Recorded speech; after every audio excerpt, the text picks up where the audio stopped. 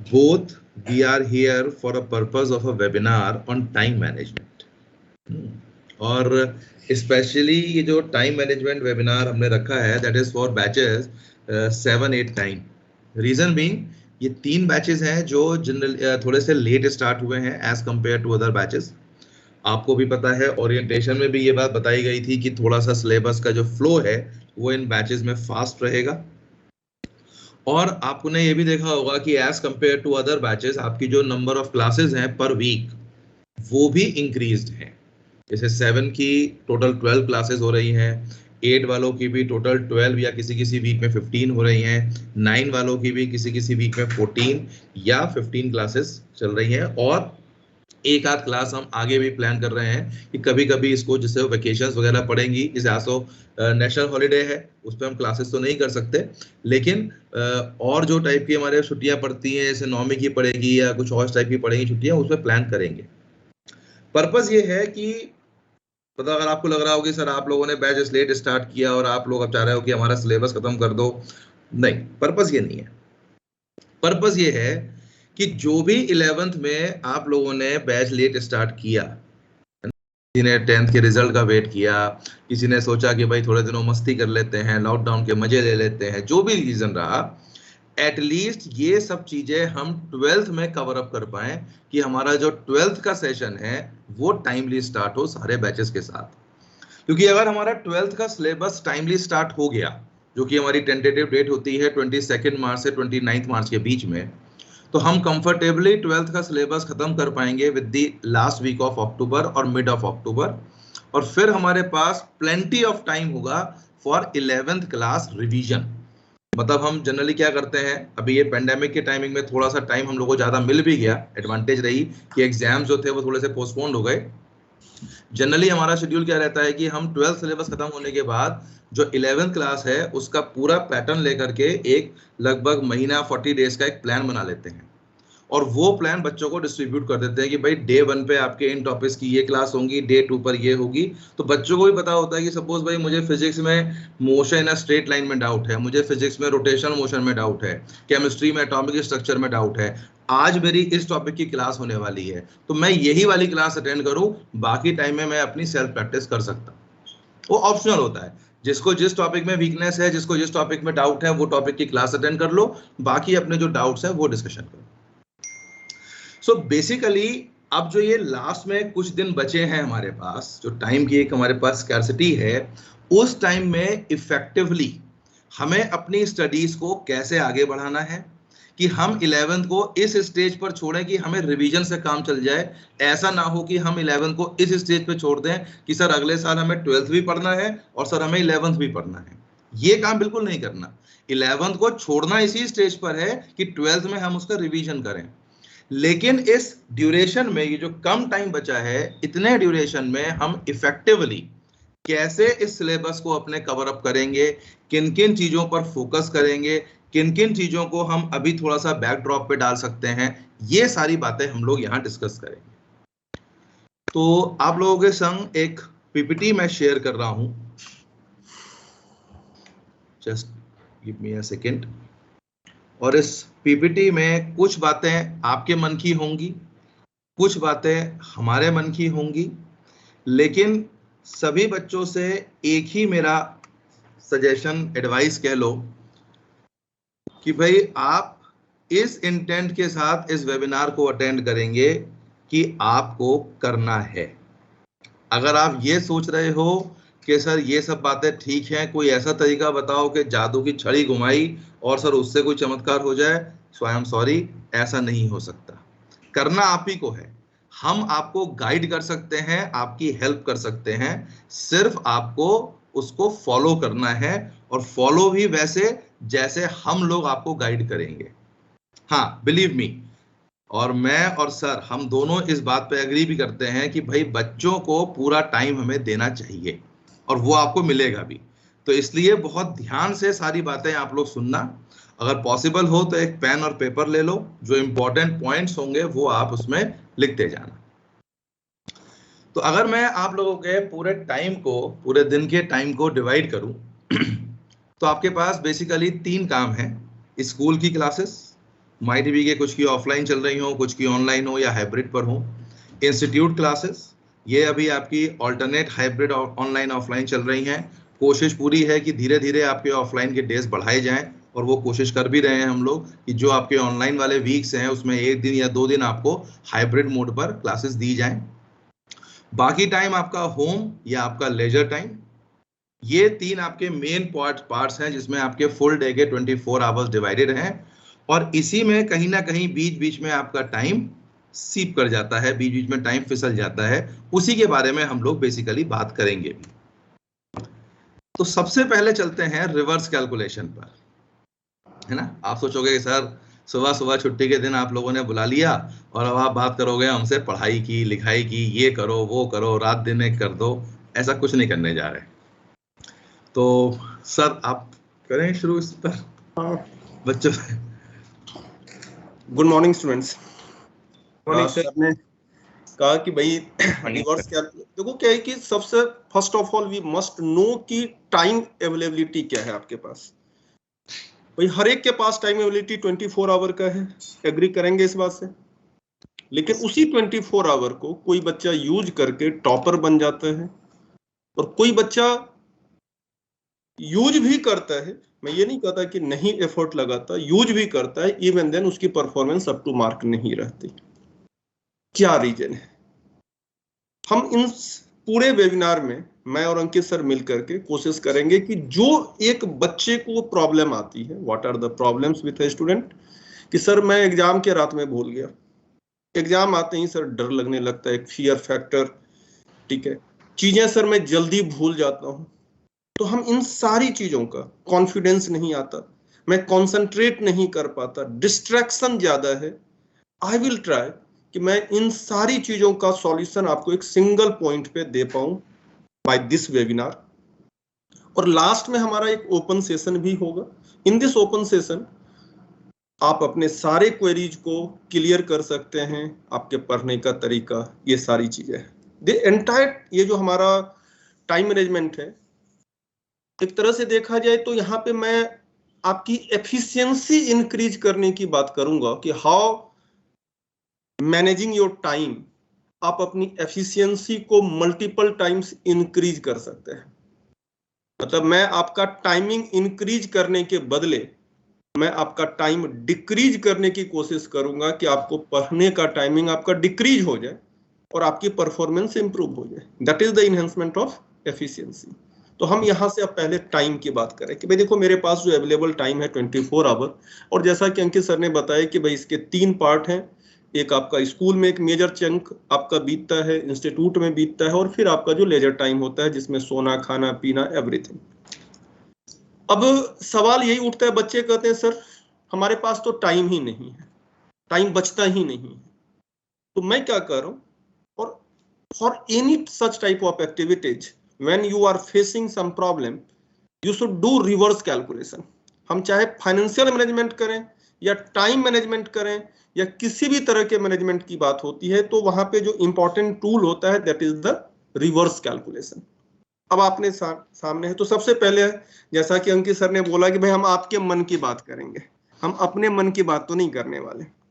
अब आप लोग बताइए और एक्टिवली पार्टिसिपेट करिएगा। Being the students of 11th, है ना, and this year 11th and 12th classes are assumed to be the career making year. आप अपने किसी भी पेरेंट से, अपने ग्रैंड पेरेंट से आप बात करेंगे तो वो कहेंगे कि यार 11th 12th ही सबसे क्रूशियल टाइम है जो आपके जीवन को, आपके कैरियर को इट विल डिसाइड। तो हमें इसमें थोड़ा सा सिंसियरली, सीरियसली रिप्लाई करनी है और सोच समझ के बताना है और जेन्युइन नीड को समझते हुए बात करनी है।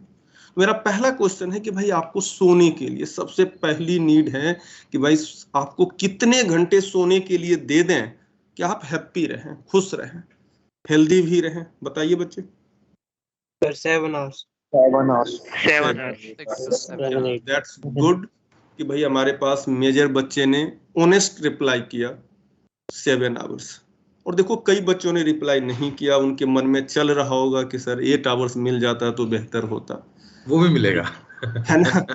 तो अंकित सर ने बोला कि वो भी मिलेगा। सारा गेम क्या है ना, हम एक बिगिनिंग का ये कैलकुलेशन समझा रहे हैं, and once you will start using this, आप 8 घंटे सोने का टाइम भी निकाल सकते हैं।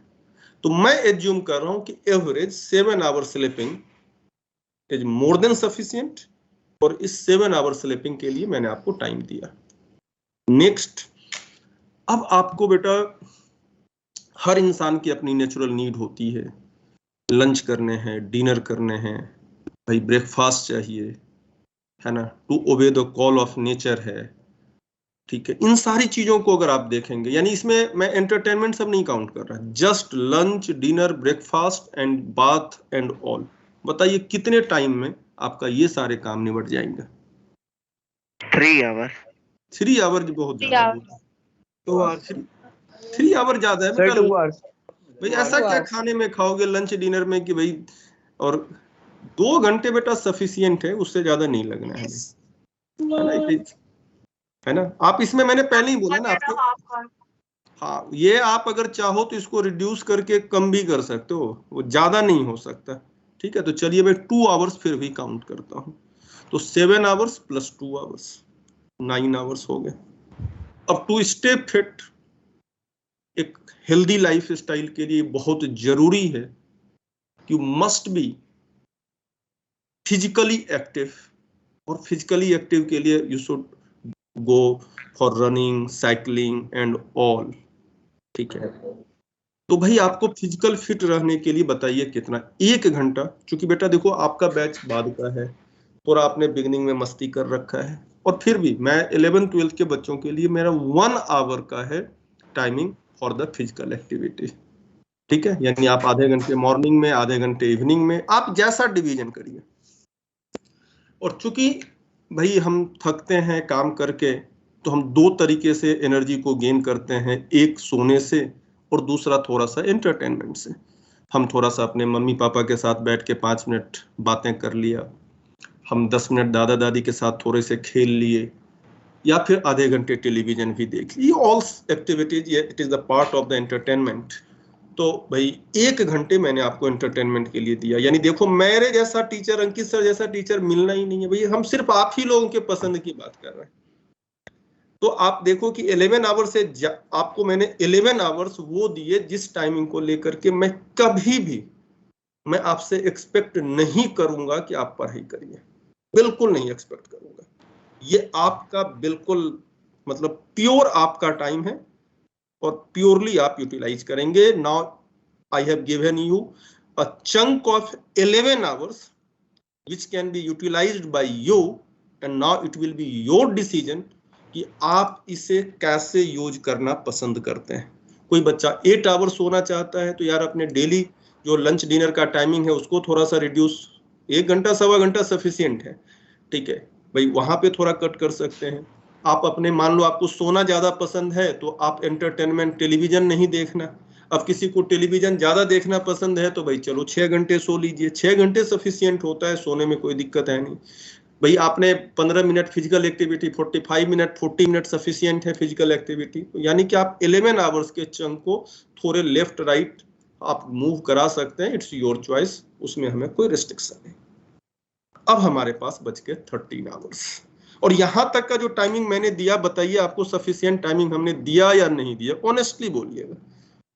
Yes sir. आपको लग रहा है? और देखो बेटा क्या है ना कि हमेशा यही बात है, हम क्या करते हैं, हमेशा यही कहते हैं कि सर टाइम ही नहीं मिल रहा, इसीलिए मैंने कहा कि डू द रिवर्स कैलकुलेशन। और अब आपको किस जिद पे बैठनी है कि देखिए ये सारी एक्टिविटीज बाय डिफॉल्ट होता है और होगा, टाइमिंग हमेशा कट होता है आपके स्टडी से, टाइमिंग हमेशा कट, आपने कभी सोने का टाइम नहीं कट करते, ठीक है भाई, दोस्त आ गया तो पढ़ाई का टाइम कट हुआ, लंच डिनर तो करना ही करना है ना, कोई घर पे गेस्ट आ गया, टाइम किससे कट हुआ, पढ़ाई से। मैं क्या कह रहा हूं कि देखिए कि रिजिडिटी आपके अंदर में हो कि भाई एनी हो, मुझे ये 13 आवर्स को मैनेज करना है। और देखिए if you will try to manage this 13 hours, तो क्या होगा कि भाई कभी फैमिली फंक्शन में जाना है, कभी घर पे कोई तरह की चीजें हो गई, कई तरह की परेशानियां भी आ जाती हैं, गेस्टिंग हो गई, कुछ भी ऐसा हुआ तो आप वहां पे मैनेज कर पाएंगे। ठीक है, अब आप कि भाई 13 आवर्स पर डे चाहे स्कूल के, और संडे वगैरह बेटा कोई हॉलीडे नहीं होता 11th-12th में। आप अपने पेरेंट्स से एक बार बात करिए, जिस दिन उनका वीकली ऑफ है, मैं और अंकित सर बैठे हुए हैं, भाई हमारे फैमिली है, बच्चे हैं, वेडनेसडे के दिन ना सही बताऊं तो मैं सबसे ज्यादा थकता हूं वेडनेसडे के दिन। आप कहोगे लेटे लेटे थक जाते हो क्या सर? नहीं, अनऑर्गेनाइज्ड वर्क है, बैंक भागना है, बैंक से जाकर के आना है, भाई बच्चों का स्कूल का कुछ है, पता नहीं है कि क्या काम है। ठीक है, भाई कारपेंटर बुलाना है, कुछ प्रॉब्लम, वो इतना अनऑर्गेनाइज्ड है। ऑफिस जाने के बाद क्या पता है 8 to 10 क्लास लेनी है, इस बैच में 11 to, वो ऑर्गेनाइज्ड है, उस काम को लेके हमारा माइंड सेटअप बना हुआ है, हम उस काम को अच्छे से कर पाते हैं। तो 13 आवर्स को फिक्स करिए। अब आपको बेटा टोटल मिनिमम 30 आवर्स का सेल्फ स्टडी का टाइमिंग निकलेगा, और वो कैलकुलेशन मैं आपके सामने रख रहा हूं। कैसे निकालना है? और देखिए, मेरा एक सवाल यहां है कि आप बताइए ऑनेस्टली, आपके स्कूलों का होमवर्क आपको कितने देर का होता होगा पूरे वीक का? स्क्रीन देख करके मत रिप्लाई करिएगा, ऑनेस्ट रिप्लाई करिए। स्कूल के होमवर्क करने में टोटल 1 वीक डेली होमवर्क मिलता है क्या? पहले ये रिप्लाई करिए। डेली होमवर्क नहीं मिलता, बस नहीं मिलता है ना डेली, और किसी दिन मिला तो 1 घंटे का। अगर आप ऑनेस्टली करेंगे ना, मैं तो देखता हूं ना, और मैंने ये चीजें जो मैंने टाइम लिख रखा है, इट इज नॉट मतलब माई एजम्पशन, मैंने तो आप जैसे बच्चों से बात करके हमने इस टाइम मैनेजमेंट में ये टाइमिंग लिख रखा है। तो मेरा ये ऑब्जर्वेशन है कि स्कूल में हार्डली पूरे 1 वीक में अगर आप 4 आवर्स ऑनेस्ट एफर्ट लगा दोगे तो स्कूल का होमवर्क की पेंडेंसी नहीं रहेगी। और कभी लग भी गया ज्यादा तो कोई बात नहीं, उससे कोई दिक्कत नहीं, एक मैंने एवरेज कैलकुलेशन रखा है।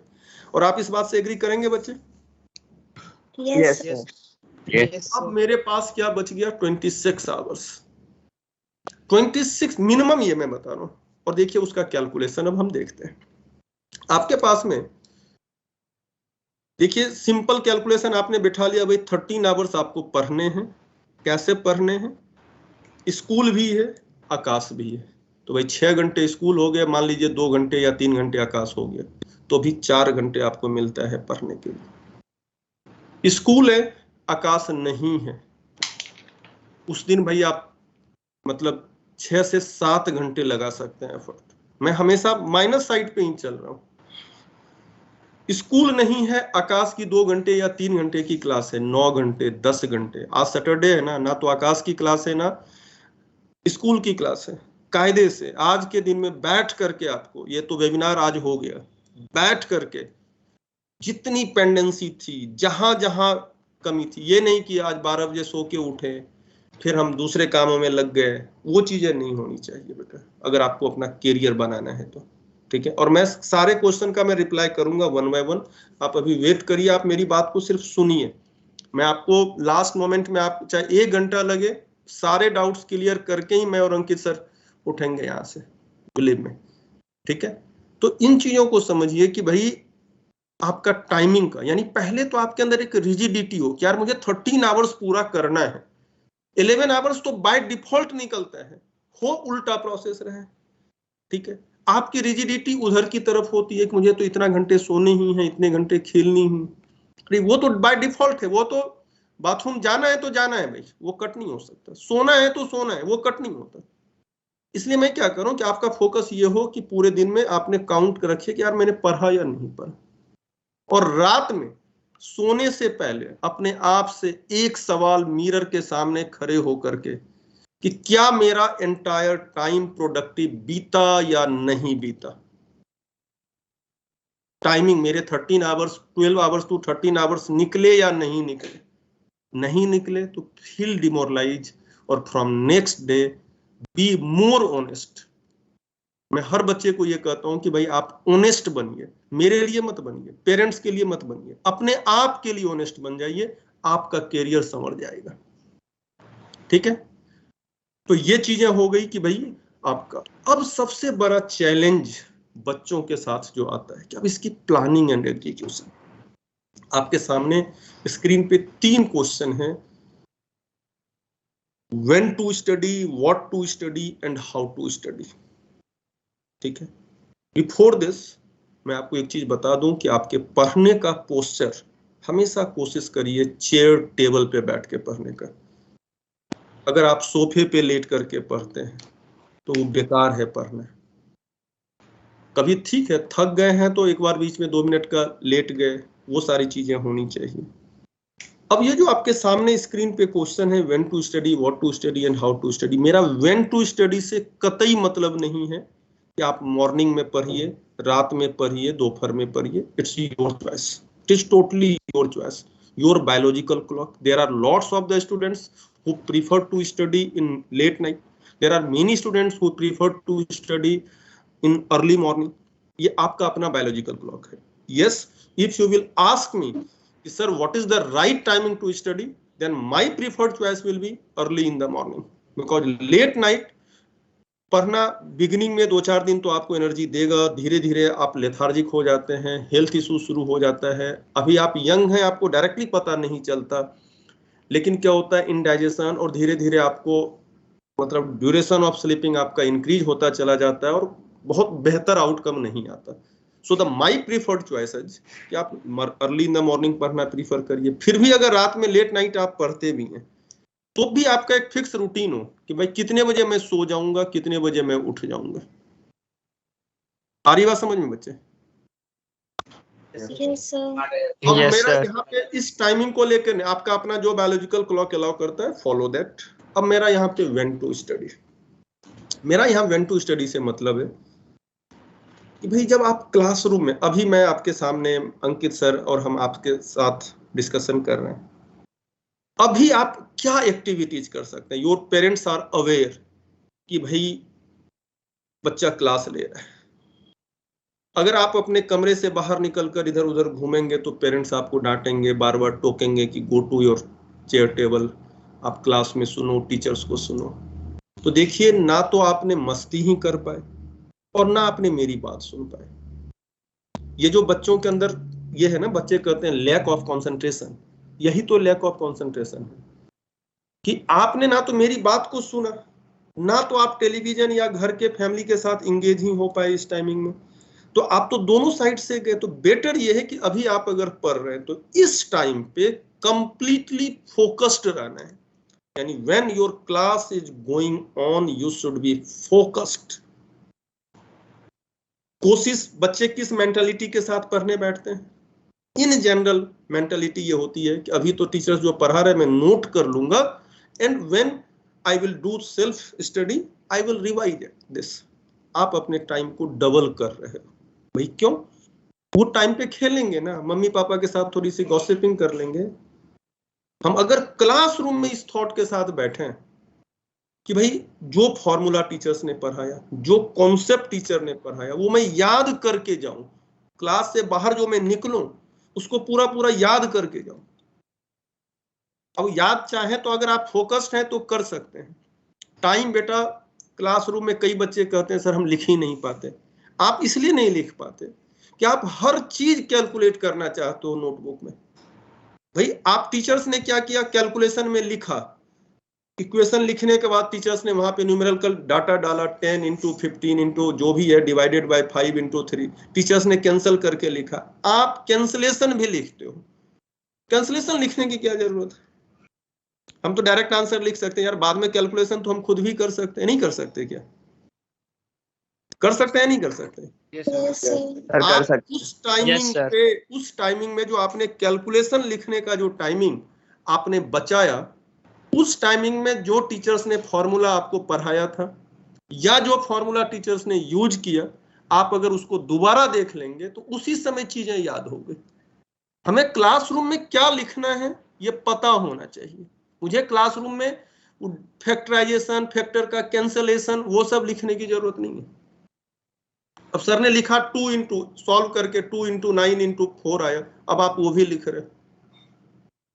ठीक है, टीचर्स ने भाई फोर्स अभी पढ़ा रहे होंगे सर, लॉज ऑफ मोशन में टेंशन वगैरह वाले 3-4 इक्वेशन अननोन, अब सर ने अपना रफ में सॉल्व किया।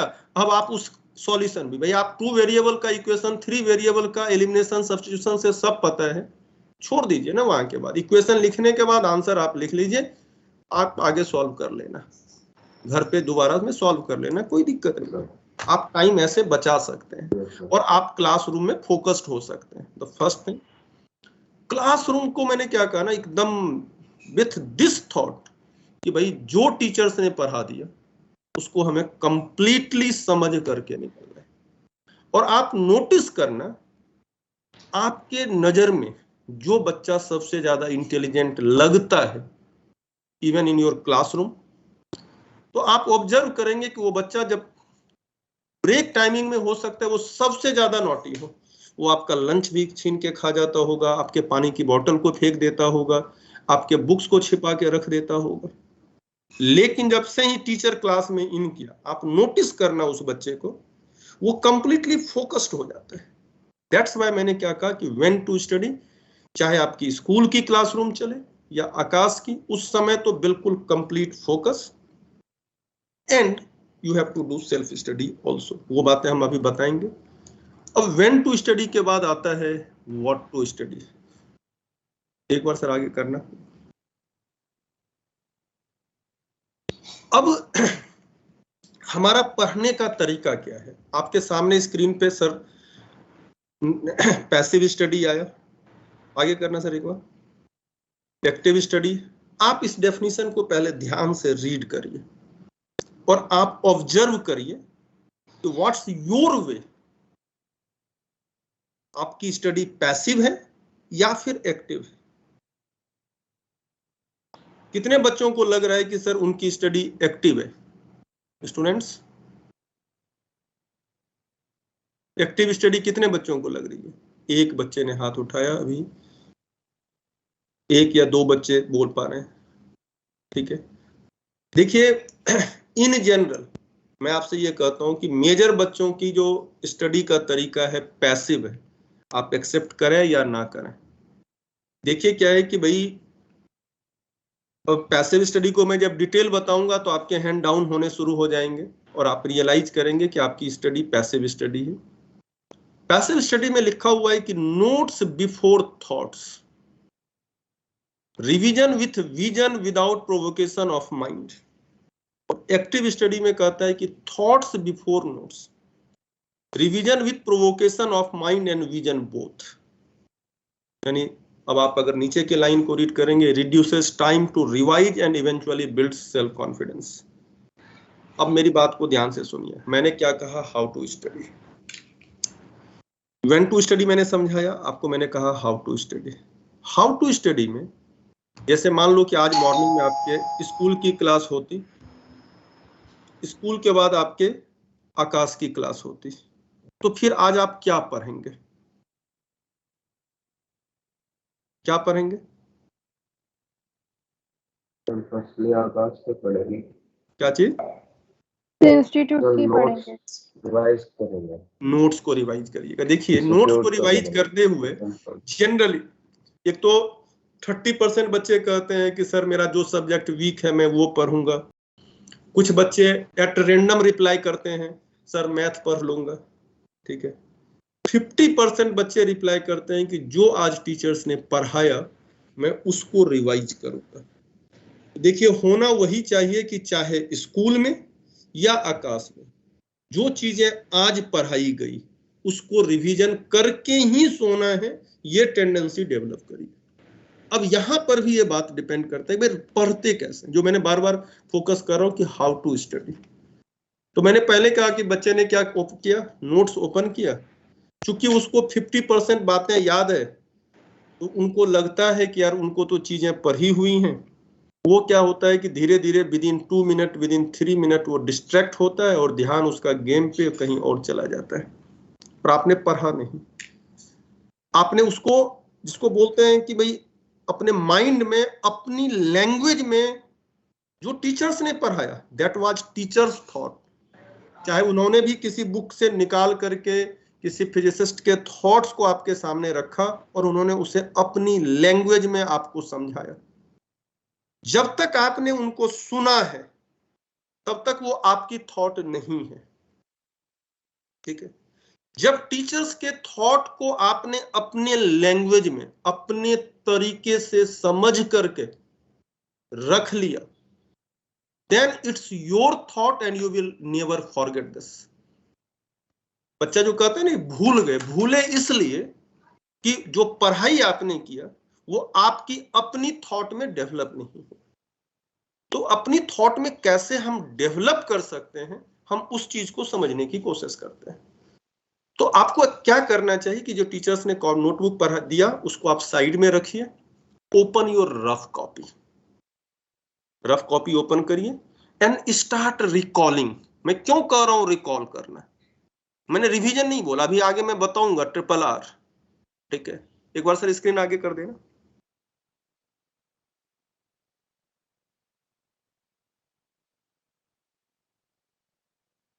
आपके स्क्रीन पे ट्रिपल आर, और इसे हाउ टू स्टडी के लिए ये ट्रिपल आर का फॉर्मूला काम करेगा। Recall first, revise missing links, retain the stuff for a longer time. अब मैं क्या कर रहा हूं भाई, एग्जाम में आपके सामने जब क्वेश्चन आता है तो आप क्या करते हो, क्वेश्चन पढ़े आप रिकॉल करते हो कि यार इसका आंसर क्या था, किस तरह की चीजें थी इसमें, क्या चीज पढ़ रखा था, आप उसे ऑर्गेनाइज करके लिखने की कोशिश करते हैं। तो क्या आपने कभी अपने माइंड को इस बात के लिए ट्रेंड किया क्या कि भाई रिकॉल कैसे करना है?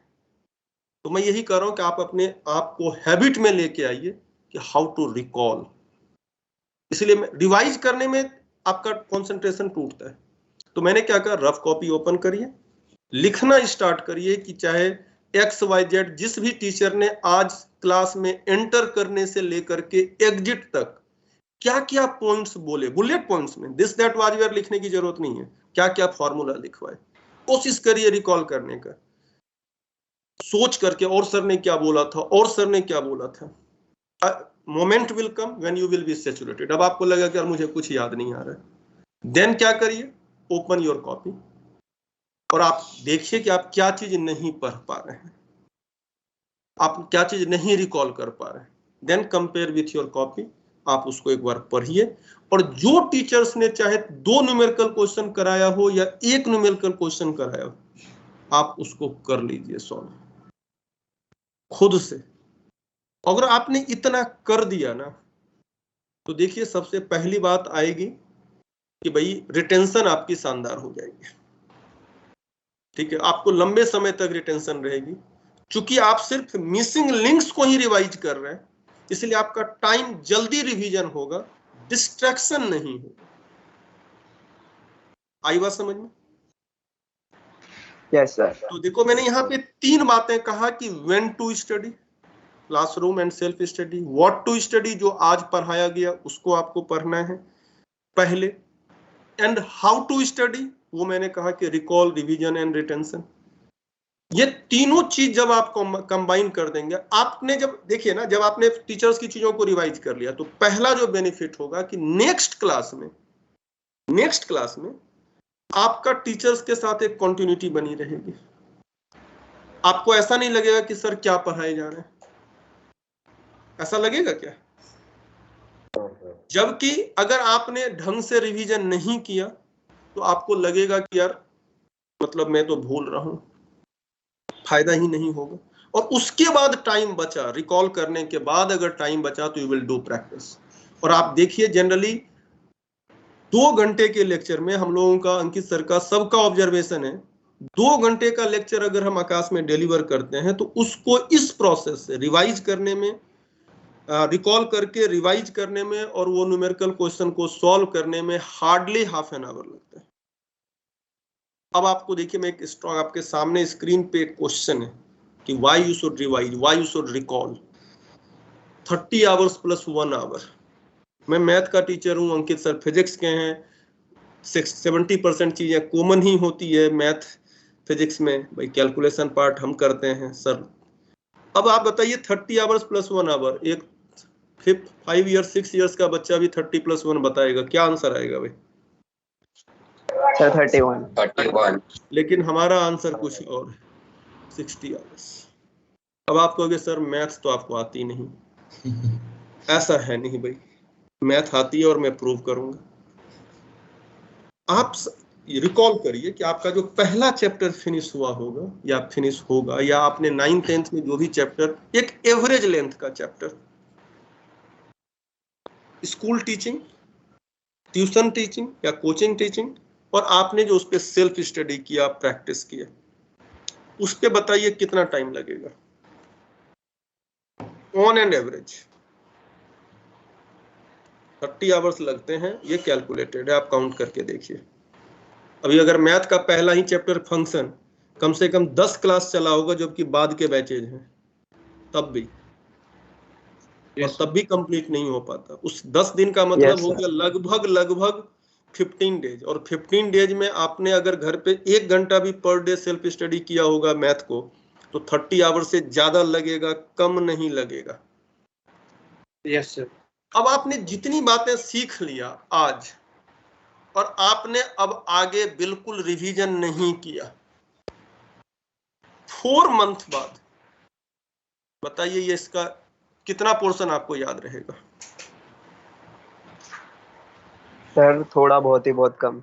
बहुत कम। और मैं इसके सपोर्ट में अभी आपको अंकित सर एक ग्राफ भी समझाएंगे, ठीक है ना, और क्यों ऐसा करना चाहिए। इसलिए क्या है कि अब आप एक बार वापस से मैं आपको थोड़ा सा समराइज करता हूं, revision and why revision is mandatory. Why? अगर इस 30 आवर्स को आपने अगर 6 महीने छोड़ दिया ना, तो ये 30 आवर्स विल बी जीरो। अब अगेन आपको 30 आवर्स देना पड़ेगा। अब होगा क्या कि आपको 30 आवर्स तो मिलने नहीं है, और 30 आवर्स मिलेंगे नहीं तो आपको कॉन्फिडेंस की कमी होगी, पढ़ने का मन ही नहीं करेगा। और दूसरी बात क्या होगी कि जहां कहीं भी इन टॉपिक्स का यूज होगा, आप पढ़ ही नहीं पाएंगे, आप उसके क्वेश्चन नहीं कर पाएंगे। जो आप कहते हैं सर मैं स्पीड नहीं है, भाई स्पीड तो तब है ना जब मुझे हर फंक्शन ज्यादा अच्छे से पता हो। प्रैक्टिस से आप गेम भी खेलते हैं, बिगिनिंग में आपकी स्पीड कहाँ थी, लेवल 1 भी नहीं क्लियर कर पाते थे, धीरे धीरे लेवल 2 क्लियर कर दिए, लेवल 3 क्लियर कर दिए, लेवल 10 तक पहुंच गए। यही बातें तो हमारे यहाँ पर भी होती है। रिवीजन, तो रिवीजन कैसे करना है वो चीज समझिए। पूरे वीक में जो मैंने कहा कि मिनिमम 30 आवर्स, तो मैंने कहा 4 घंटे आप स्कूल का होमवर्क, और 2 घंटे आपको उसमें से निकालने हैं सेल्फ स्टडी के, रिवीजन के लिए।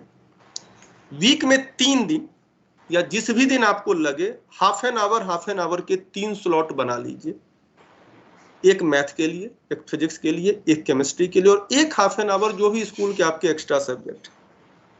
क्या करना है कि भाई इस वीक में, मान लो आज मैं अगर 3 तारीख से लेकर के मैं 10 तारीख का वीक की बात करता हूं, तो भाई इस वीक में मान लो मेरा चैप्टर 2 चल रहा है, रनिंग है, या चैप्टर 3 रनिंग है।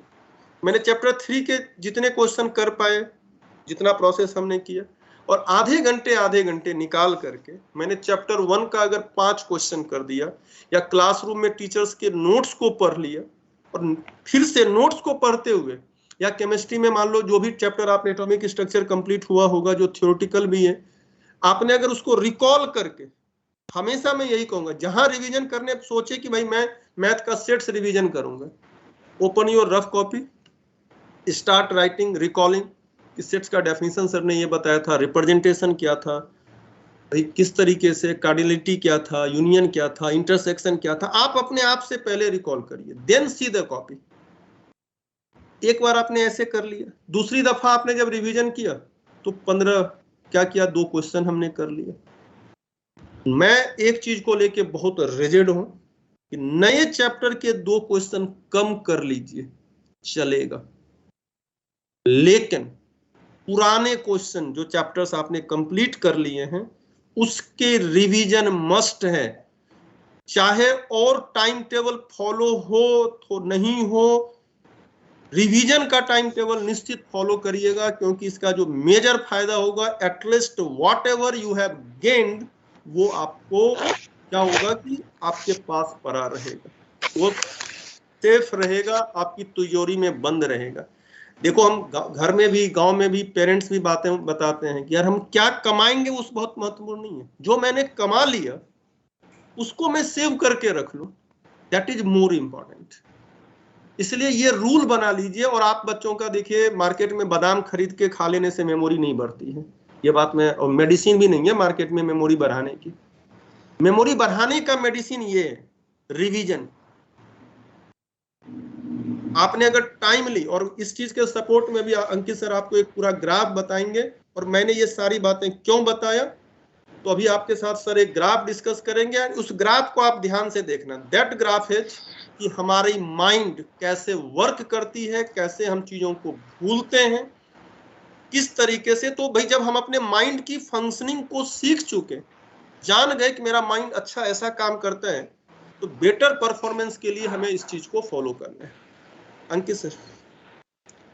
तो बच्चे सोच रहे होंगे कि सर फिजिक्स और मैथ्स के टीचर आपको बच्चों को बायो पढ़ा रहे हैं, पर ये प्रैक्टिकल चीजें हैं, है ना। ये लाइफ में किसी भी पार्ट में जाओगे, नॉट इवन कि अभी स्टडीज की बात हो रही है, ये सारी चीजें तुम्हें आगे चलकर जब तुम जॉब में जाओगे, कॉलेज में जाओगे, वहां भी तुम्हें हेल्प करेंगी। सो बेसिकली ये जो कर्व मैं तुम्हारे संग डिस्कस कर रहा हूँ, जो सर ने तुम्हें, अगर तुमने नोटिस किया हो, तो जो हमारा मेन फोकस है वो है रिवीजन के ऊपर। और ये एक ऐसा पैरामीटर है जो आजकल बच्चे सबसे ज्यादा लैग करते हैं। प्रॉब्लम क्योंकि दिमाग में बैठा हुआ है 10th क्लास का फ्रेम, कि 10th में सर टॉपिक्स थे, एक दिन पहले पढ़ा, 2 घंटे पढ़ा, सारे फॉर्मूले याद हो गए, सारे कंडीशंस याद हो गए, सर क्वेश्चंस हो गए, 98-99% मार्क्स आ गए। अब ऐसा नहीं हो रहा, और ऐसा होगा भी नहीं, क्योंकि अब आपकी पढ़ाई है एप्लीकेशन बेस्ड। अब आपको चीजों के साथ इन्वॉल्व होना पड़ेगा, आपके एक टॉपिक के साथ अगला टॉपिक कनेक्टेड है। 10th में ऐसा नहीं था। जैसे 10th में अगर आप लोगों को याद हो, तो अगर मान लो रेजिस्टेंस का कॉम्बिनेशन आया, तो अब सिर्फ रेजिस्टेंस का सीरीज कॉम्बिनेशन का क्वेश्चन आया, पैरेलल कॉम्बिनेशन का क्वेश्चन आया, वो तुमने सॉल्व कर दिया। अब जो क्वेश्चंस आएंगे उसमें सीरीज कॉम्बिनेशन एक पार्ट होगा, साथ में उसके कैपेसिटर भी इंक्लूड होगा, साथ में उसके लॉज ऑफ मोशन भी इंक्लूड होगा, साथ में उसके ऑप्टिक्स भी इंक्लूड होगा।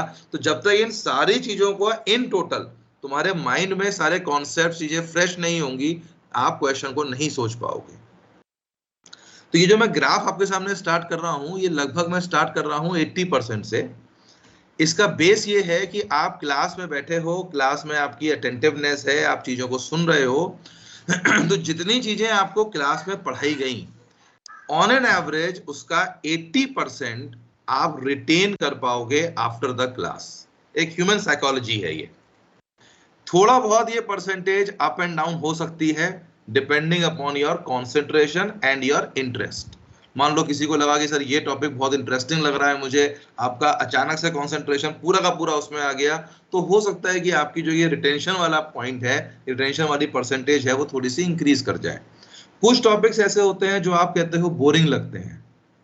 पहले तो मैं यहाँ पर एक बात ये बता दूं सारे बच्चों को, कि अब तुम्हें टॉपिक ये सोच के नहीं पढ़ना कि वो इंटरेस्टिंग है या बोरिंग है, क्योंकि अब ये तुम टॉपिक अपनी चॉइस के लिए नहीं पढ़ रहे हो, ये टॉपिक तुम पढ़ रहे हो अपने करियर के लिए। रोटेशनल मोशन फिजिक्स का एक ऐसा टॉपिक है जो बहुत बोरिंग भी है, बहुत डिफिकल्ट भी है, लेकिन जेई वालों को रोटेशनल मोशन बहुत पसंद है। जेई वाले रोटेशनल मोशन पे ज्यादा सवाल देते हैं। ऐसे ही मैथ्स में integration, differentiation, coordinate geometry, vector, बहुत सारे, फिजिक्स में इलेक्ट्रोस्टैटिक्स है, वेव्स है, केमिस्ट्री में ऑर्गेनिक है, इनऑर्गेनिक है। तो हमें इस बात पे ज्यादा फोकस नहीं करना कि हमें क्या पसंद है, जेई वालों को क्या पसंद है, ये हमारे लिए इंपॉर्टेंट है। क्योंकि अल्टीमेटली क्वेश्चंस तो हम उन्हीं के पेपर के सॉल्व करेंगे ना। हम ऐसा तो करेंगे नहीं ना कि सर मुझे तो हिस्ट्री, सिविक्स, ज्योग्राफी ज्यादा पसंद है, लो मेरे लिए सर इसका पेपर बना के दे दो, ऐसा तो होगा नहीं। तो इसलिए दिमाग में आपको ये सोचना है कि अब पढ़ाई इंटरेस्ट से नहीं, हमारे रिक्वायरमेंट के बेस पर है। ये आपने देखा होगा ग्राफ बहुत स्टीपली नीचे जा रहा है। क्लास करी, कोई रिवीजन नहीं करा, क्लास खत्म, कॉपी बंद, अपना टीवी, मोबाइल, जो भी चीज थी इधर उधर गए, अगले दिन क्लास में पहुंचे, पता चला सब साफ, समझ ही नहीं आ रहा पिछली क्लास में क्या पढ़ाया था सर ने। और बाई चांस ऐसा हुआ कि आज आखिरी क्लास फिजिक्स की हुई, अगले दिन वेडनेसडे पढ़ गया, थर्सडे को मैथ्स केमिस्ट्री हुई, फ्राइडे को फिजिक्स की क्लास पढ़ी, तब तो सब नील बटे सन्नाटा, क्योंकि आपने रिवाइज ही नहीं किया। तो ग्राफ ये कहता है कि अगर आपने अपना पहला रिवीजन विद इन 12 आवर्स कर लिया, तो पहली चीज, एक तो आपकी मेमोरी रिफ्रेश हो जाएगी, प्लस जो आपकी मेमोरी फेडेड होने का जो रेट है वो स्लो हो जाएगा फर्स्ट रिवीजन से। जो अभी सर ने पीछे बताया था ना तरीका, recall first, revise the missing links and retain for a longer time, ये उसके टर्म से बात हो रही है। कि वही आपने रफ कॉपी ली, जैसा सर ने तरीका बताया कि पहले लिखा, फिर उसके बाद देखा कि क्या क्या हमारा मिस हो रहा है। फिर सर ने एक क्वेश्चन भी पूछा तुमसे, 30 hour plus 1 hour is equal to how much, जिसमें सर ने बताया कि पूरे वीक में आपको 2 घंटे रिवीजन के रखने हैं। ये आपका रिवीजन का सेकंड पैटर्न है कि अगर आपने विद इन 2 डेज एक और रिवीजन उसी टॉपिक का कर लिया, अब ऐसा हार्ड एंड फास्ट नहीं है कि भाई 2 डेज में ही करना है, 2 से 3 हो सकता है, 4 हो सकता है, थोड़ा बहुत प्लस माइनस चलेगा, डिपेंडिंग अपॉन कि आपके पास कितना टाइम अवेलेबल हो रहा है। मान लो रिवीजन करने का टाइम है और आपके पास उसी समय स्कूल का एग्जाम है, तो ऑब्वियसली आप पहले स्कूल के एग्जाम पे फोकस करोगे। ये कहने का इसका पर्पस है। लेकिन एक चीज मैं सर ऐड करूं थोड़ा, आप इसमें बच्चे ना, जैसे सर ने बोला ना रिवीजन के लिए आपके माइंड में ये चीज लग रही होगी कि बहुत लंबा टाइम होगा। रिवीजन जो है ना, आप जैसे क्या होता है दोस्तों से गॉसिप करने के लिए 5 मिनट का समय निकाल लेते हो, ऐसे ही आप अगर अभी मम्मी पापा के साथ गाड़ी से कहीं रिलेटिव के यहाँ जा रहे हैं, आपकी गाड़ी चल रही है, पापा ड्राइव कर रहे हैं, आप पीछे की सीट पे बैठ करके आंखें बंद करके ना 5 मिनट फॉर्मूला जो फिजिक्स में सर ने पढ़ाया होगा, भाई रोटेशनल मोशन जो भी चैप्टर है, लॉज ऑफ मोशन में क्या क्या है या मैथ में कौन कौन सा, वहां भी वो 5 मिनट, मैं चैलेंज के साथ बोलता हूँ, कोई भी चैप्टर आप 5 मिनट से ज्यादा रिकॉल कर ही नहीं पाओगे। 5 मिनट से ज्यादा का कंटेंट है ही नहीं। एक आधा कोई बड़े टॉपिक होंगे, फिजिक्स का रोटेशनल मोशन है, उसमें बहुत सारे फॉर्मूले हैं, सर ही अंकित सर बता सकते हैं भाई, उसमें थोड़ा बहुत टाइम लग सकता है, बट इन जनरल 5 मिनट का रिकॉल कभी भी टाइम मिला, अभी आप मतलब रिलेटिव बैठे हैं या आपको कहीं ट्रेन में भी जा रहे हैं, अगर आपकी प्रायोरिटी पढ़ना है ना, तो बिलीव मी वहां भी रिवीजन हो सकता है, उतने ही देर में रिवीजन हो। मतलब इसमें एक बड़ा छोटा सा पॉइंट है, आप मतलब टीवी देख रहे हो, टीवी देखते समय बीच में कमर्शियल ब्रेक आया, अब वही ऐड आप कई बार देख चुके हो, उसको बार बार क्या देखना। उसमें जनरली हम लोग क्या करते हैं, चैनल सर्फ करते रहते हैं। बेटर ये है कि उसमें 5 मिनट का अपना टाइम निकालो, अपना जो एक बहुत पॉइंट्स है छोटे छोटे, वो दिमाग में एक बार अपने रिफ्रेश करे कि ये कंडीशंस थी। जैसे ही आपका जो चैनल रिज्यूम हुआ, उस पर आपने देखना शुरू कर दिया। मतलब ये विंडोज बहुत छोटे छोटे हैं। क्लास हो रही है, क्लास के बीच में आपको 10 मिनट का ब्रेक मिला, उतनी देर में आपने कोई रिफ्रेशमेंट लिया, कुछ मम्मी ने टी कॉफी चाय नाश्ता कुछ दिया आपको, 5 मिनट का टाइम आपने उसके अंदर जस्ट एक क्विक थॉट के लिए कि अच्छा आज ये बातें हुई थी, जिससे कंटिन्यूटी आपकी बनी रहेगी। तो ये छोटे छोटे जो विंडोज है ना, ये देखने में लगता है कि इनसे क्या होगा, पर जब इनको क्यूमुलेटिव इफेक्ट देखोगे तो वो क्यूमुलेटिव इफेक्ट बहुत बड़ा हो जाएगा। Again within a week, अब आप यहां पर ध्यान से देखो, जो टॉपिक आपको एक क्लास में पढ़ाया गया, उसका आपका विद इन अ वीक 3 बार रिवीजन हो चुका है। तो अगर आपका 3 बार रिवीजन हो गया, अब आप खुद बताओ, अगर कोई टॉपिक आपने 3 बार पढ़ लिया, 3 बार उसको रिवाइज कर लिया, तो आपको क्या लगता है, क्या अब भी आप उसको भूल सकते हो? ईमानदारी से बताओ सारे बच्चे, बोलो। No sir.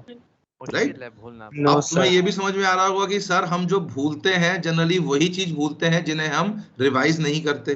तो अगर आप इनको रिवीजन करते चले जाओ कॉन्टिन्यूअसली, तो क्या जब तुम्हारा, भाई जनरली बच्चों की प्रॉब्लम मैं क्या सुनता हूं, सर एग्जाम्स हैं अगले वीक से, मैं क्लासेस नहीं कर पाऊंगा। क्यों नहीं कर पाऊंगा? क्योंकि सर मुझे स्कूल का सारा कुछ रिवाइज करना है। आप मुझे ये बताओ, क्या ऐसा हुआ कि आज स्कूल की क्लास शुरू हुई और कल ही एग्जाम रख दिया?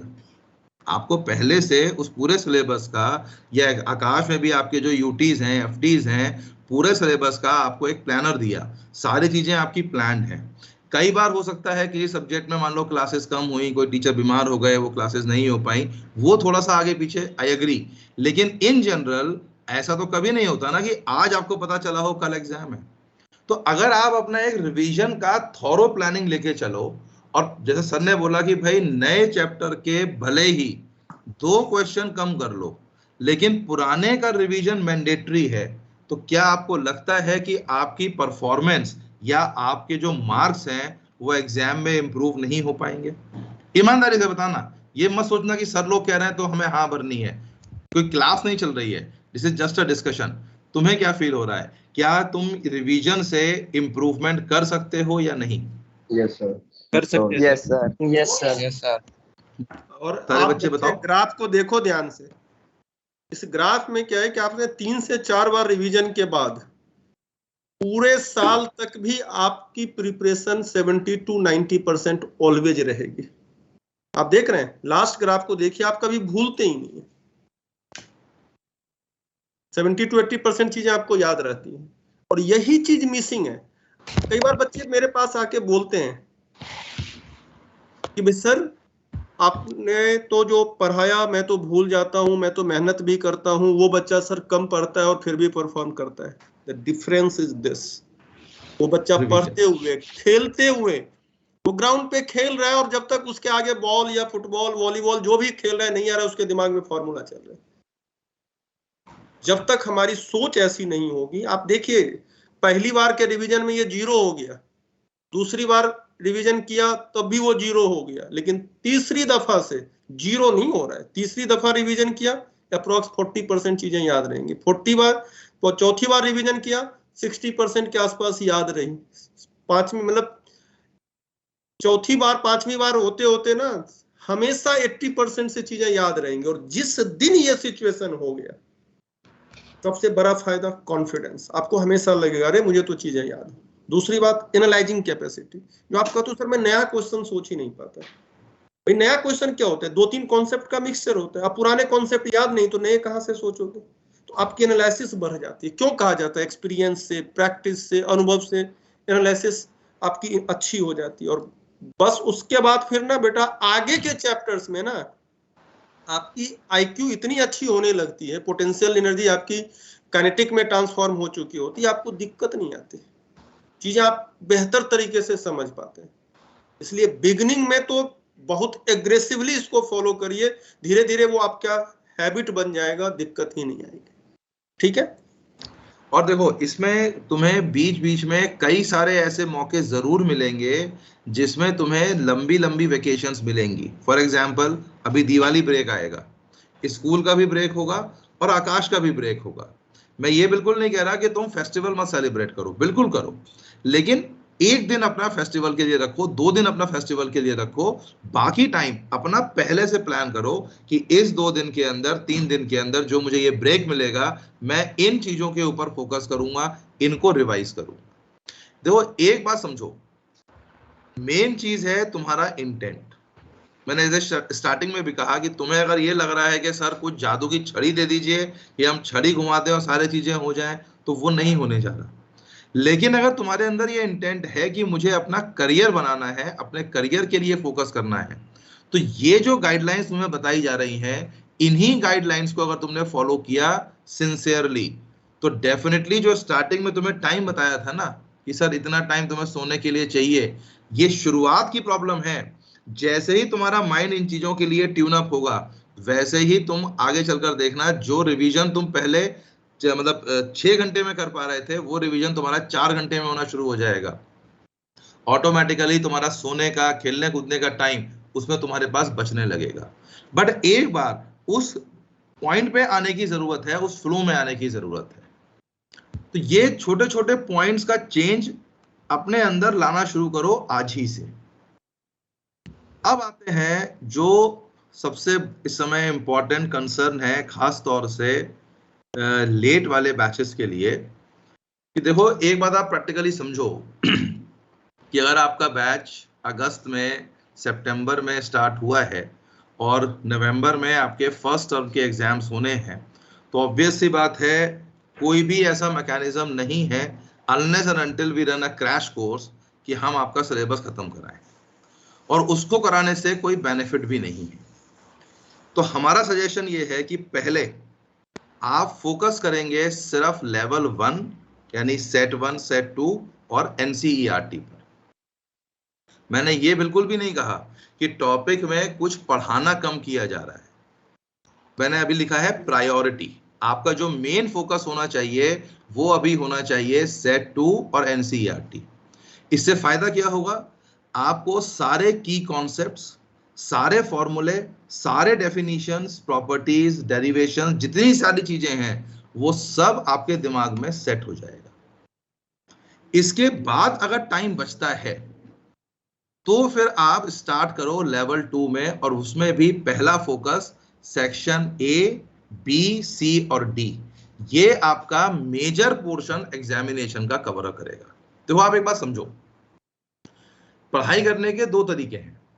पहला, कि सर हमें एग्जाम्स की कोई चिंता नहीं है, 11th का एग्जाम कैसा होगा क्या नहीं होगा कहाँ होगा हमें उससे मतलब नहीं है, आप सर पूरा डिटेल में हमें करने दो, हम करने के लिए तैयार हैं।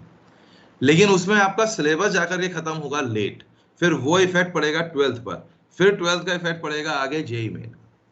दूसरा तरीका, हम कंटेंट को थोड़ा सा डिवाइड कर दें, करना सारा कुछ है, सिर्फ करने का जो टाइमिंग है उसको थोड़ा चेंज कर दें।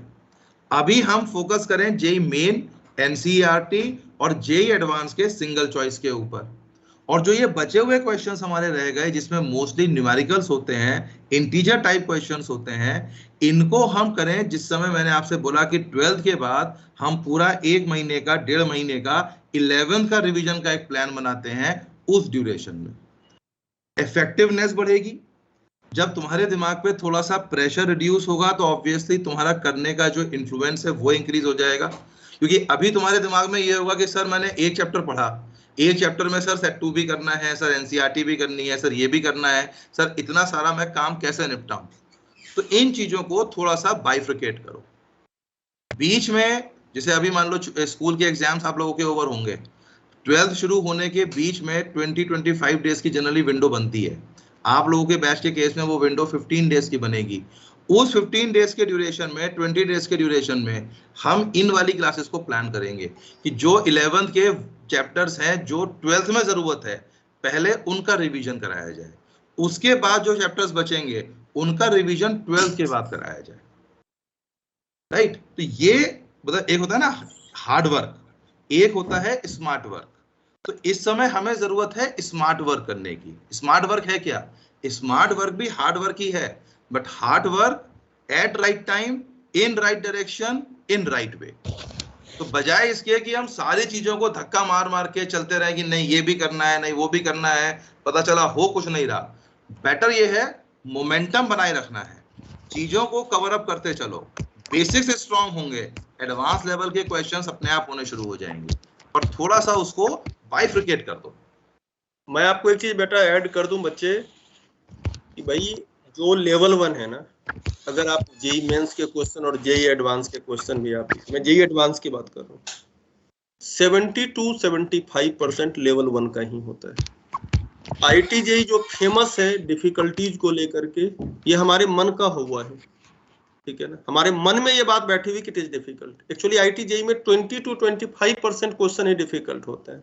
अब एक बड़ा इंटरेस्टिंग फैक्ट मैं आपको बता रहा हूँ भाई, 80% से लेके 90% के बीच में स्कोर लाने पे, डिपेंडिंग अपॉन द पेपर, कई बार पेपर थोड़ा ज्यादा डिफिकल्ट होता है, कई बार इजी होता है, आईटी में रैंक 1 आ जाती है। और 35% अगर आपने स्कोर कर दिया तो जनरल कैटेगरी से बिल्कुल आपको रैंक में कॉलेज में दाखिला मिल जाता है। अक्सर आईटी जेई को अपना अगर पेपर वो कभी डिफिकल्ट गलती से ज्यादा बन गया तो उसको अपना कट ऑफ रिड्यूस करके 19%, 18% पे लाना होता है। तो थिंक, इसलिए मैं जो, और अंकित सर ने जो अभी आपको बताया कि देखो एनसीईआरटी और लेवल 1 आप एक बार करिए, 2 बार करिए, टाइम मिले ना तो रिवीजन करिए। होता क्या है कि हमने चैप्टर 1 पहले अच्छा लगा सेट, अब हमारा चैप्टर 2 चल रहा है, चैप्टर 3 चल रहा है, हम क्या कर रहे हैं, चैप्टर 3 को छोड़ करके चैप्टर 1 के लेवल 2 उस पे लगे हुए हैं। आपका एक चैप्टर तो तैयार हो गया, लेकिन जो रनिंग चैप्टर है वो बर्बाद हो गया, क्योंकि टाइम कम है। दो चीजें हैं, हमारी क्लासेज, आपको सर आप क्लासेज बढ़ा दो, देखो मैं क्लासेज बढ़ा दूंगा तो सिलेबस का कंप्लीशन स्पीड हो गई, लेकिन आपकी सेल्फ स्टडी की टाइमिंग घट गई तो आपने तो प्रैक्टिस कर नहीं पाए। तो हमें एक मॉडरेट लेवल दोनों तरफ से चलना है। हम क्लासेज नॉर्मल बैचेज के रेस्पेक्ट में हम आपकी ज्यादा रखेंगे, क्योंकि आपका सेल्फ स्टडी का टाइमिंग घट गया तो आप क्या करिए, अभी लेवल 2 को थोड़ा सा इग्नोर करिए, आपको बीच में जब भी छुट्टी मिले वो आप करिए, कोई दिक्कत है नहीं। और मैं आपको कह रहा हूं कि भाई देखो, whenever we will get the window, हम इन सारी चीजों को कवर करेंगे। 12th के बाद, 12th का हमारा सिलेबस अक्टूबर के बाद कंप्लीट होता है, वो सारी चीजें कवर अप होंगे। जैसे इस बार भी जब 12th है हमारा, अभी जो हमारे अपने माइंड में डेट सेट की हुई है 25 अक्टूबर की है, और जैसे ही दिवाली के बाद हम लोग मिलेंगे इन बच्चों से, हम इनका 11th का प्लान रिवीजन का स्टार्ट कर रहे हैं। तो ये मतलब ये हमारा नेचुरल फीचर है, मतलब ऐसा नहीं है कि हम आप लोगों के लिए कुछ ऐसा करने जा रहे हैं, ये नेचुरल फीचर है, ये हर साल होता है और ये इफेक्टिव भी है। दूसरा पॉइंट, एक सारे बच्चों को पर्सनल लेवल पर एडवाइस है मेरी, NCERT, ये बोल्ड में चाहो तो लिख लो, इसको तुम्हें अक्षरतः फॉलो करना है, क्योंकि जेई मेन का, खास तौर से जेई मेन का ये इतिहास है कि NCERT के टेक्स्ट को, NCERT की थ्योरी को एज इट इज उसने क्वेश्चंस में फ्रेम करके नंबर ऑफ टाइम्स पूछा हुआ है। फिजिक्स में, केमिस्ट्री में, मैथ्स में थोड़ा बहुत लैंग्वेज का इधर उधर का हेर फेर हुआ, एक्टिव वॉइस को पैसिव वॉइस कर दिया, पैसिव वॉइस को एक्टिव वॉइस कर दिया, बट NCERT इज मैंडेटरी, ये जरूर तुम लोगों को पढ़नी है। तो इसलिए अभी थोड़ा सा हमें स्मार्ट होने की जरूरत है। चीजें सारी हम करेंगे, कोई भी चीज हम छोड़ेंगे नहीं, लेकिन उन सारी चीजों को थोड़ा सा हम टाइम के साथ अपना डिवीजन कर रहे हैं। और एक और बात मैं ऐड करूंगा, भाई हम टीचर्स, कई बार बच्चे क्या होते हैं, टीचर्स ने NCERT की बुक नहीं ओपन करवाया तो बच्चों को लगता है कि सर NCERT कवर ही नहीं हुआ। हकीकत ये नहीं है बेटा, मैं 15 साल से पढ़ा रहा हूँ, मुझे NCERT याद ही है। मैं शुरू ही करूंगा चैप्टर तो क्या होगा, जैसे ही कॉन्सेप्ट पढ़ाया पहला, उस पे बेस्ड जो क्वेश्चन है that is the question of NCERT। ऐसे ही जो भी डेरिवेशन चाहे फिजिक्स वाले टीचर्स ने कराया, केमिस्ट्री वाले ने कराया, जो डेरिवेशन है, जो कॉन्सेप्ट है वो NCERT में भी है, जो न्यूमेरिकल्स टीचर्स ने कराया वो NCERT में है, ठीक है ना।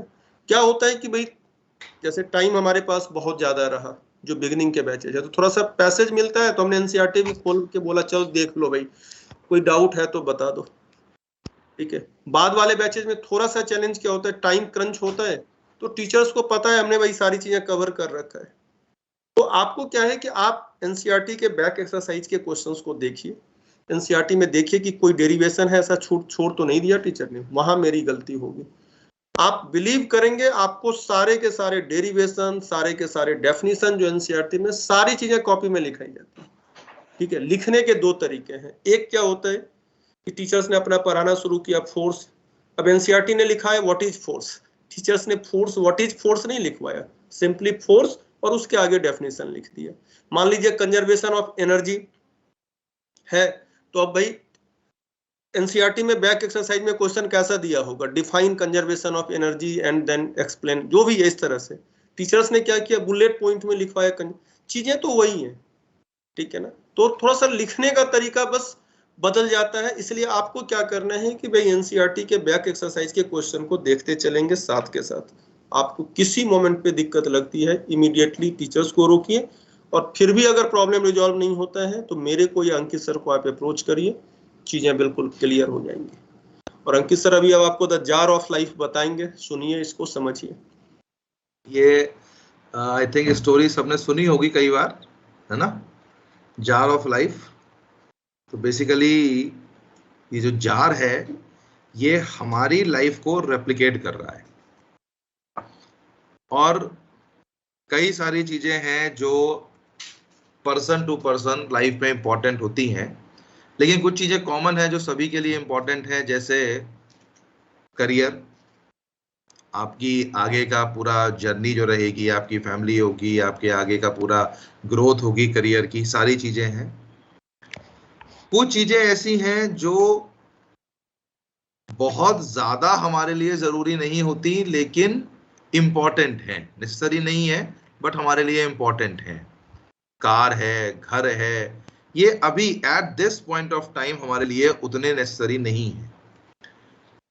फिर कुछ चीजें हैं जो महत्वपूर्ण नहीं है, कोई वेब सीरीज लॉन्च हुई, जरूरी नहीं है कि हम उसको देखें, नहीं देखा तो फर्क नहीं पड़ेगा। इतने सारे वेब सीरीज हैं, इतने सारे मूवीज हैं, इतने सारे सीरियल्स हैं, हर चीज के पीछे कहाँ तक भागेंगे। कई गेम लॉन्च हुआ, हमने सर वो गेम नहीं खेला तो हमारा जीवन व्यर्थ हो गया, ऐसा थोड़ी होना है। इतने सारे गेम्स हैं, इतनी सारी चीजें हैं, हर चीज को हम नहीं भर सकते। और एक बड़ा सिंपल सा फंडा है, आई होप कि ये सब बच्चे एग्री करेंगे, कि मान लो मैंने एक जार लिया, एक ग्लास लिया, और उसके अंदर पहले मैंने सैंड भर दिया। अभी मैं ये सब लाइफ की बातें हटा देता हूँ। सैंड भर दी, सैंड भरने के बाद इसके अंदर फिर मैंने थोड़ी सी जगह मिली तो मैंने इसके अंदर छोटे छोटे ये जो पेबल्स हैं इनको फिल कर दिया, और फिर जो जगह भरी उसमें मैंने कोशिश करी रॉक्स को बचने की, पर मैंने देखा कि ये जो रॉक्स हैं इनकी जगह ही नहीं बची है, ये रॉक्स आ ही नहीं पा रहे, या एक दो रॉक्स, तीन रॉक्स आ पाएंगे क्योंकि जगह भर चुकी है। वहीं अगर मैं इस प्रोसेस को थोड़ा सा रिवर्स कर दूं, पहले मैं इंपॉर्टेंट चीजें है ना, जो हमारा करियर है, हमारा एम है, हमें आईआईटी दिल्ली में कंप्यूटर साइंस चाहिए, हमें आईआईटी बॉम्बे के अंदर कंप्यूटर साइंस चाहिए, आईआईटी खड़गपुर के अंदर मुझे मैकेनिकल चाहिए, आईआईटी कानपुर के अंदर मुझे इलेक्ट्रॉनिक्स चाहिए, या आईआईटी रुड़की में मुझे सिविल चाहिए। ये मेरा एक इंपॉर्टेंट पार्ट है क्योंकि मेरे करियर का ये माइलस्टोन। सेकंड, जो लेस इंपॉर्टेंट चीजें हैं, जो जरूरी नहीं है, उनको हमने इसके ऊपर फिल कर दिया। थोड़ा सा अपना जो भी रिक्रिएशन एक्टिविटीज हैं, जो भी अपना घूमने फिरने की चीजें हैं, और even then you will agree कि यहाँ पर आपको जगह बाकी चीजों की भी मिलेगी। जैसा इस चीज को रेप्लिकेट ऐसे करो कि जैसे पहला जब हमने स्टार्टिंग करी थी इस वेबिनार की, तो हमारा पहला पॉइंट था कि भाई आपके पास जब भी टाइम का क्रंच आता है तो हमेशा आपकी पढ़ाई का टाइम कट हो जाता है। कभी भी आपके सोने का टाइम, आपके एंटरटेनमेंट का टाइम, आप इसमें कटौती नहीं करते। इसको रिवर्स करना शुरू करो। आप सबसे पहला जो भी अपना टाइम है उसका फोकस देना है कि भाई मुझे किसी भी हालत में अपने पढ़ाई का टाइम कट नहीं करना। अगर मुझे किसी दिन किसी एक्स्ट्रा एक्टिविटी में इन्वॉल्व होना पड़ा तो मैं सबसे पहले अपने सोने का टाइम कट करूंगा। और ये आपको अपने आप से कमिटमेंट करनी पड़ेगी और उस कमिटमेंट को फॉलो करना पड़ेगा। 2 दिन अगर कम सोने को मिला ना, तो अगले दिन से तुम उस एक्टिविटी में टाइम देना बंद कर दोगे, गारंटी है मेरी। ये अपने बस ये फॉलो, जैसे सर ने स्टार्टिंग में बोला ना कि ये प्रॉमिस आपको किसी से नहीं करना, ये अपने आप से करना है। ये जो ईमानदारी दिखानी है ये अपने आप से दिखानी है, ना मुझसे, ना सर से, ना अपने पेरेंट्स से, अपने लिए करना है, क्योंकि ये तुम्हारे करियर के लिए है। 2 दिन ऐसा करके देख लो कि आज अगर मैंने कोई गेम ज्यादा खेल लिया या मूवी ज्यादा देख ली या कोई मैंने वेब सीरीज ज्यादा लंबी देख ली तो मैं 7 घंटे की बजाय 5 घंटे सोऊंगा। 2 दिन ये काम करके देखना, अगले दिन से वेब सीरीज पे हाथ नहीं चलेगा, क्योंकि अगर वो देखा तो सोना छोड़ना पड़ेगा, सोना छोड़ा तो पूरी बॉडी पे असर पड़ेगा। ये है आपकी माइंड कंडीशनिंग, इसको आपको इंप्रूव करना पड़ेगा, क्योंकि जब तक इसको इंप्रूव नहीं करोगे तब तक अपने करियर पे नहीं जा पाओगे। मेन चीज है करियर, ये आपका इंपॉर्टेंट है, ये आपका सबसे बड़ा इस समय माइलस्टोन है। अगर ये डेज निकल गए तो लाइफ में सब कुछ अचीव कर लोगे, ये टाइम अचीव नहीं कर पाओगे, ये ध्यान रखना। ये टाइम इंपॉर्टेंट है। एक और इसमें पॉइंट में छोटा सा ऐड करूंगा, जैसे बीच में बात हो रही थी कि सर छोटे छोटे हमें ब्रेक्स भी चाहिए, तो ब्रेक्स में जैसे मैं स्टोरी बताता हूँ पुष्पराज की, है ना। इस बच्चे ने इस बार एग्जाम दिया है, उसके फादर भी आए थे जब फेलिसिटेशन किया था मेंस के रिजल्ट के बाद। तो उसने बात बताई कि जब भी मुझे ब्रेक लेना होता था तो मैं तारक मेहता का उल्टा चश्मा देखता हूँ। पूछा उससे क्यों, कह रहा सर उसके 2 रीजन है। एक तो लाइट है, कॉमेडी है, थोड़ा सा लाइट है, कुछ उसमें ज्यादा सोचना नहीं पड़ता, और दूसरा सर वो सीरीज नहीं है, मतलब एक एपिसोड आया वो स्टोरी वहां पे खत्म हो गई। जबकि जब आप वेब सीरीज देखते हो तो उसमें है क्या, एक एपिसोड, कंटिन्यूएशन में दूसरा, कंटिन्यूएशन में तीसरा। तो आपने सोचा कि मैं ब्रेक तो लूंगा 15 मिनट का, और वो चलते चलते ब्रेक हो गया 6 घंटे का, 5 घंटे का, कि देख लें और क्या होगा, देख लें और क्या होगा। उसमें तो क्या होना था वो तो पहले से रिकॉर्डेड था, आपके पढ़ाई का जो टाइम था वो चला गया, वो लौट के नहीं आना।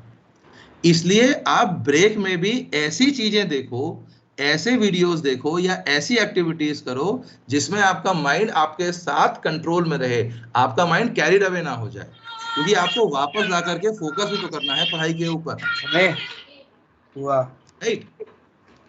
तो अब जैसे एक स्लाइड है आपके सामने, इंटरफेरेंस, है ना। ये बात हो रही है इंटरनल इंटरफेरेंस की, बाहर के पॉइंट्स की नहीं, कि दिमाग में किताब खोल के बैठे हैं और सामने मैच चल रहा है, और बार बार बच्चों को लगता है यार हर समय पेरेंट्स जो है वो हमें इंटरफियर करते रहते हैं हमारी पढ़ाई के लिए, हमारी चीजों के लिए, कभी हमारी बात समझते ही नहीं है। पहले आप अपना इंटरफेरेंस तो रोको। मैं एक सवाल पूछूं सर बच्चों से जी। स्टूडेंट्स, एक बात बताइए, कितने बच्चों के साथ ऐसा होता है पेरेंट्स आपसे कहते हैं कि यार कुछ दोस्त बना लो, खेलने चले जाओ, टेलीविजन भी कभी कभी देख लो, है ना। कितने बच्चों के साथ ऐसा होता है? या फिर उल्टा होता है, मम्मी किचन से चिल्ला रही है, जल्दी से टेलीविजन बंद करो, मेरा मोबाइल जल्दी वापस करो। सर उल्टा होता है। उल्टा होता है। यस सर, उल्टा होता है। तो अब आप देखिए, बताए अगर आपके लाइफ में ऐसी चीजें होने लगे कि भाई पेरेंट्स कह रहा है कि यार दोस्त भी बना ले, थोड़ा टेलीविजन भी देख ले, देश दुनिया में क्या चल रहा है, you must be aware for that, है ना, ये ले मोबाइल, थोड़ी देर मोबाइल पे भी टाइम बिता ले, थोड़ा सोशल हो जा। और ऐसा सुनने के लिए बच्चों की कानें तरस जाती हैं। सर ऐसा सपने में भी नहीं होता है। ऐसा नहीं होता है, और ऐसा होता है। मैंने अपने लाइफ में, मैं हर साल 5 ऐसे बच्चों से मिलता हूँ। देखिए बेटा, आप एक्स्ट्रा ऑर्डिनरी बनना है या कॉमन पीपल बनना है, पहले ये डिसाइड करना। If you want to be extraordinary ना, एक्स्ट्रा ऑर्डिनरी की तरह बिहेव करिए। बच्चे मेरे पास पेरेंट्स आके बोलते हैं कि सर मेरे को ना यूरोप टूर का पूरा फैमिली के लिए वो मिला हुआ है टिकट, कंपनी स्पॉन्सर कर रही है, मेरे बच्चे को समझाओ कि सर मेरे साथ चल ले। और मुझे पता था बच्चा क्या रिप्लाई करेगा, और वही रिप्लाई किया। बच्चे ने कहा मैं सर दादा दादी के साथ रह लूंगा, मुझे नहीं जाना, मैं अपने पैसे से उनको बोल दो, उनको भी लेके जाऊंगा। देखिए ये अप्रोच है लाइफ को सोचने का। व्हाट वी आर थिंकिंग कि मम्मी पापा हमें लेके चलें। अरे भाई क्यों? आप उनको कहो कि भाई वेट, मैं आपको लेके चलूंगा, अभी आपको टिकट मिला है, आप जाओ, मैं दादा दादी के साथ या मैं अपने घर पे, I will manage my self. आपने अपने मम्मी से कहा कि मम्मा मुझे आधे घंटे के लिए मोबाइल दो, मैं आपको गेम खेल के वापस कर दूंगा। 6 o'clock आपने फोन लिया, 6:30 में आपने मम्मी को फोन वापस कर दिया। आप अपने पापा से ये पूछ करके जाते हैं कि भाई मैं 7 to 8 नीचे फुटबॉल खेलने जा रहा हूं। 8 o'clock बजते ही आपने अपने घर का कॉल बेल बजाया, आप घर में आए, आपने फुटबॉल को साइड में रखा और पढ़ने बैठ गए। आपने मम्मी से ये कह के टेलीविजन का रिमोट लिया कि मम्मा मैं आधे घंटे के लिए ये सीरीज देखूंगा, जो भी आपको कार्टून या जो भी पसंद है। आपने 7:30 to 8 o'clock टीवी देखा और टीवी बंद करके मम्मी के हाथ में दे दिया। बिलीव मी, आपके पेरेंट्स कभी इंटरफेयर नहीं करेंगे। The entire interference by your teacher, by your parents is only due to your internal interference। कि आप पढ़ने के समय में टेलीविजन देख रहे हैं, टेलीविजन देखने के समय में पढ़ने की कोशिश कर रहे हैं, ठीक है, तो उसकी वजह से है। तो believe me, once you will minimize your internal interference, your external interference will be automatically minimized. आप इस बात को बिलीव करिए। और आज से आप इसी फॉर्मेट में आइए, मम्मी पापा को खुश होने दीजिए। एक दोस्त आपको आपके बर्थडे पे 50 रुपए का गिफ्ट देता है, आप उसे रिटर्न गिफ्ट देने के लिए मम्मी पापा को जिद कर देते हैं कि यार मुझे उनको रिटर्न गिफ्ट देना है। आप थिंक फॉर योर पेरेंट्स। जिस पेरेंट्स ने आपको जन्म दिया, they have brought you in this world and they are giving the entire facility to you. हम उनको रिटर्न गिफ्ट में क्या दे सकते हैं? Only a satisfaction. हम उनको कुछ और नहीं दे सकते, ओनली अ सेटिस्फैक्शन। और वो है आप अपने पढ़ के एक अच्छा इंसान बन के आप अपने काम को करिए। That is the right way to give this.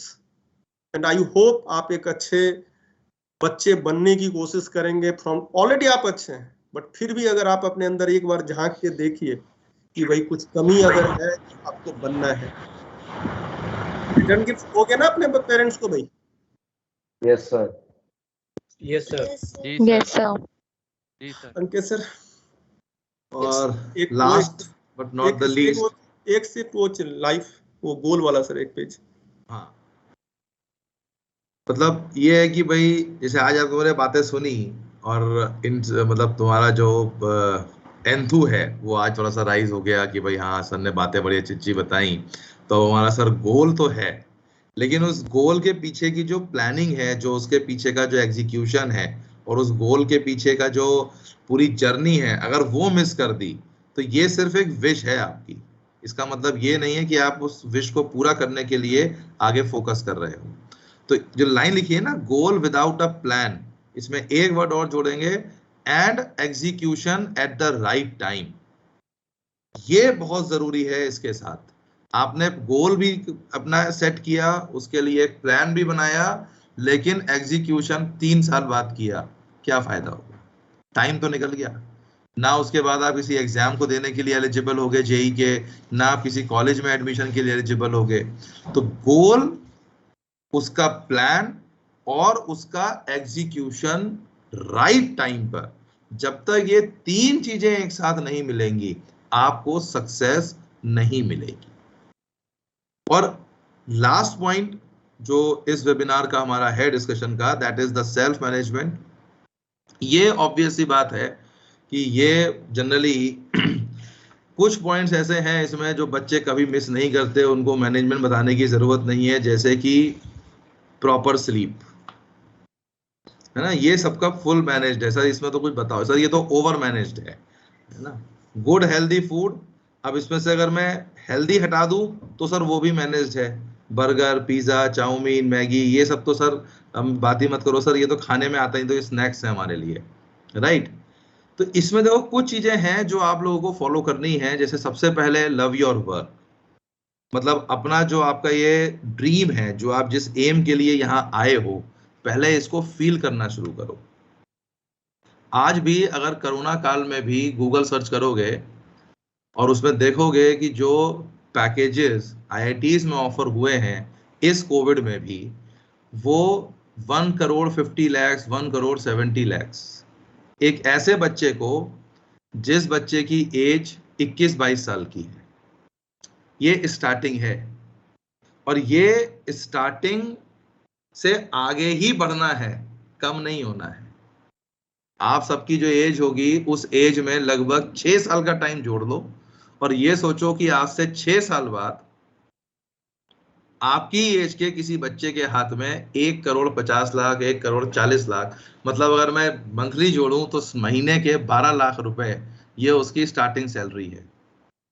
ये हायर साइड पे हटा दो, ओवरऑल नीचे भी ले आओगे, तब भी आईआईटीज की अगर बात करोगे तो 3 से 4 lakh monthly on an average salary package इस कोविड पेंडेमिक सिचुएशन में भी उन बच्चों को मिले हैं। और ये मेरी बात पे बिलीव मत करो, गूगल करो।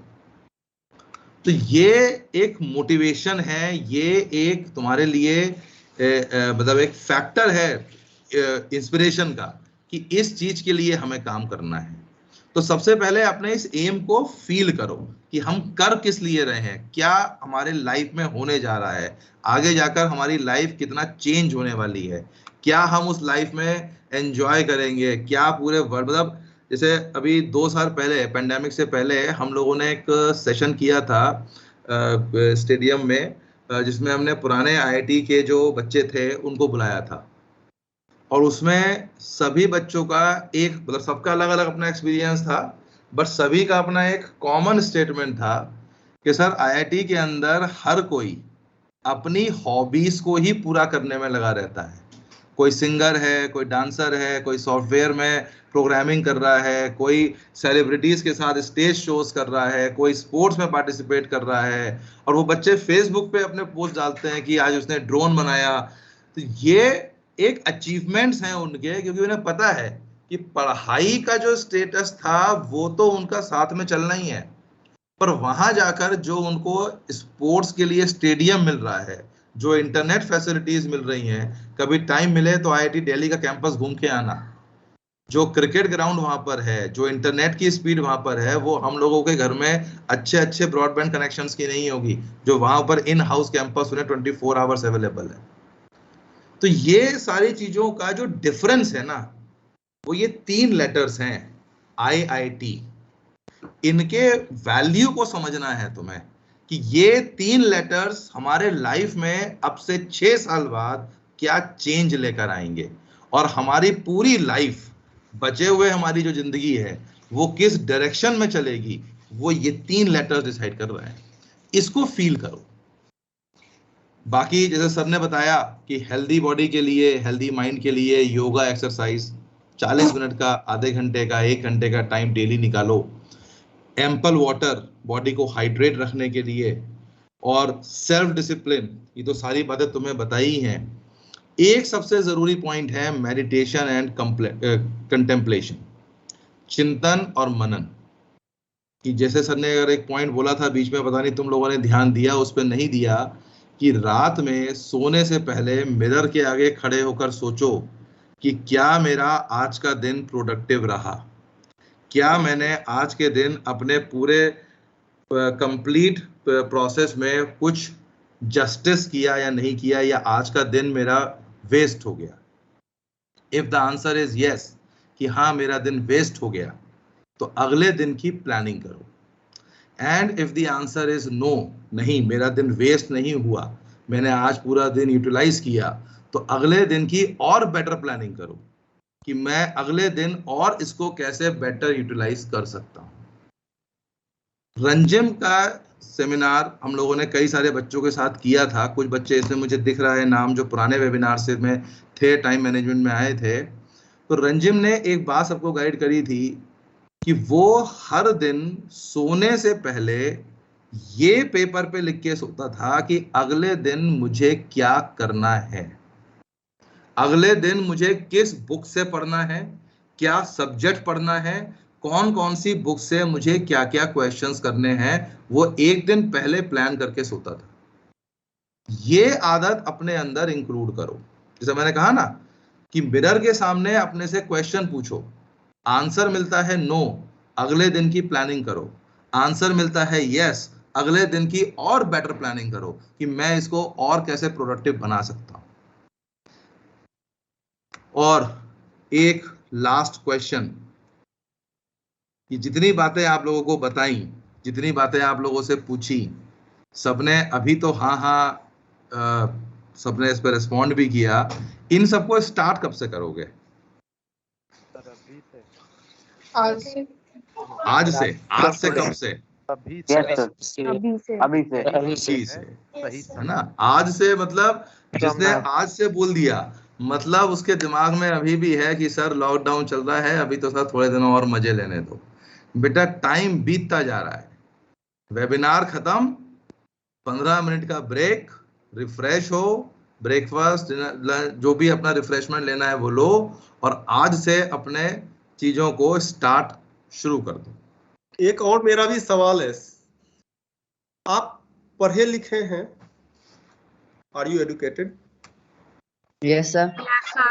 एजुकेशन का पहचान क्या है? हाउ? आपके सर पे तो मैं डिग्री लिखा हुआ दिख नहीं रहा हूँ, आपके नाम के सर साथ। वो हमारे सोसाइटी में सर हमारा मतलब कैसा व्यवहार है एक दूसरे के साथ, एक दूसरे के बड़े के दूसरे प्रति। के साथ व्यवहार नहीं, पहले हम अपने लिए कि वेदर आई एम लॉजिकल और not, I am capable to distinguish between good and better और बैड, वो डिस्टिंग्विश कर सकते हैं या नहीं कर सकते। सर ने आपको भी बताया सेल्फ मैनेजमेंट में कि भाई हेल्दी फूड, हर स्कूल के कोने कोने पे लिखा है जंक फूड इज हार्मफुल, लेकिन हर मम्मी की शिकायत हमारे पास यही आती है, सर बच्चा मेरा घर का तो खाना ही नहीं खाना चाहता।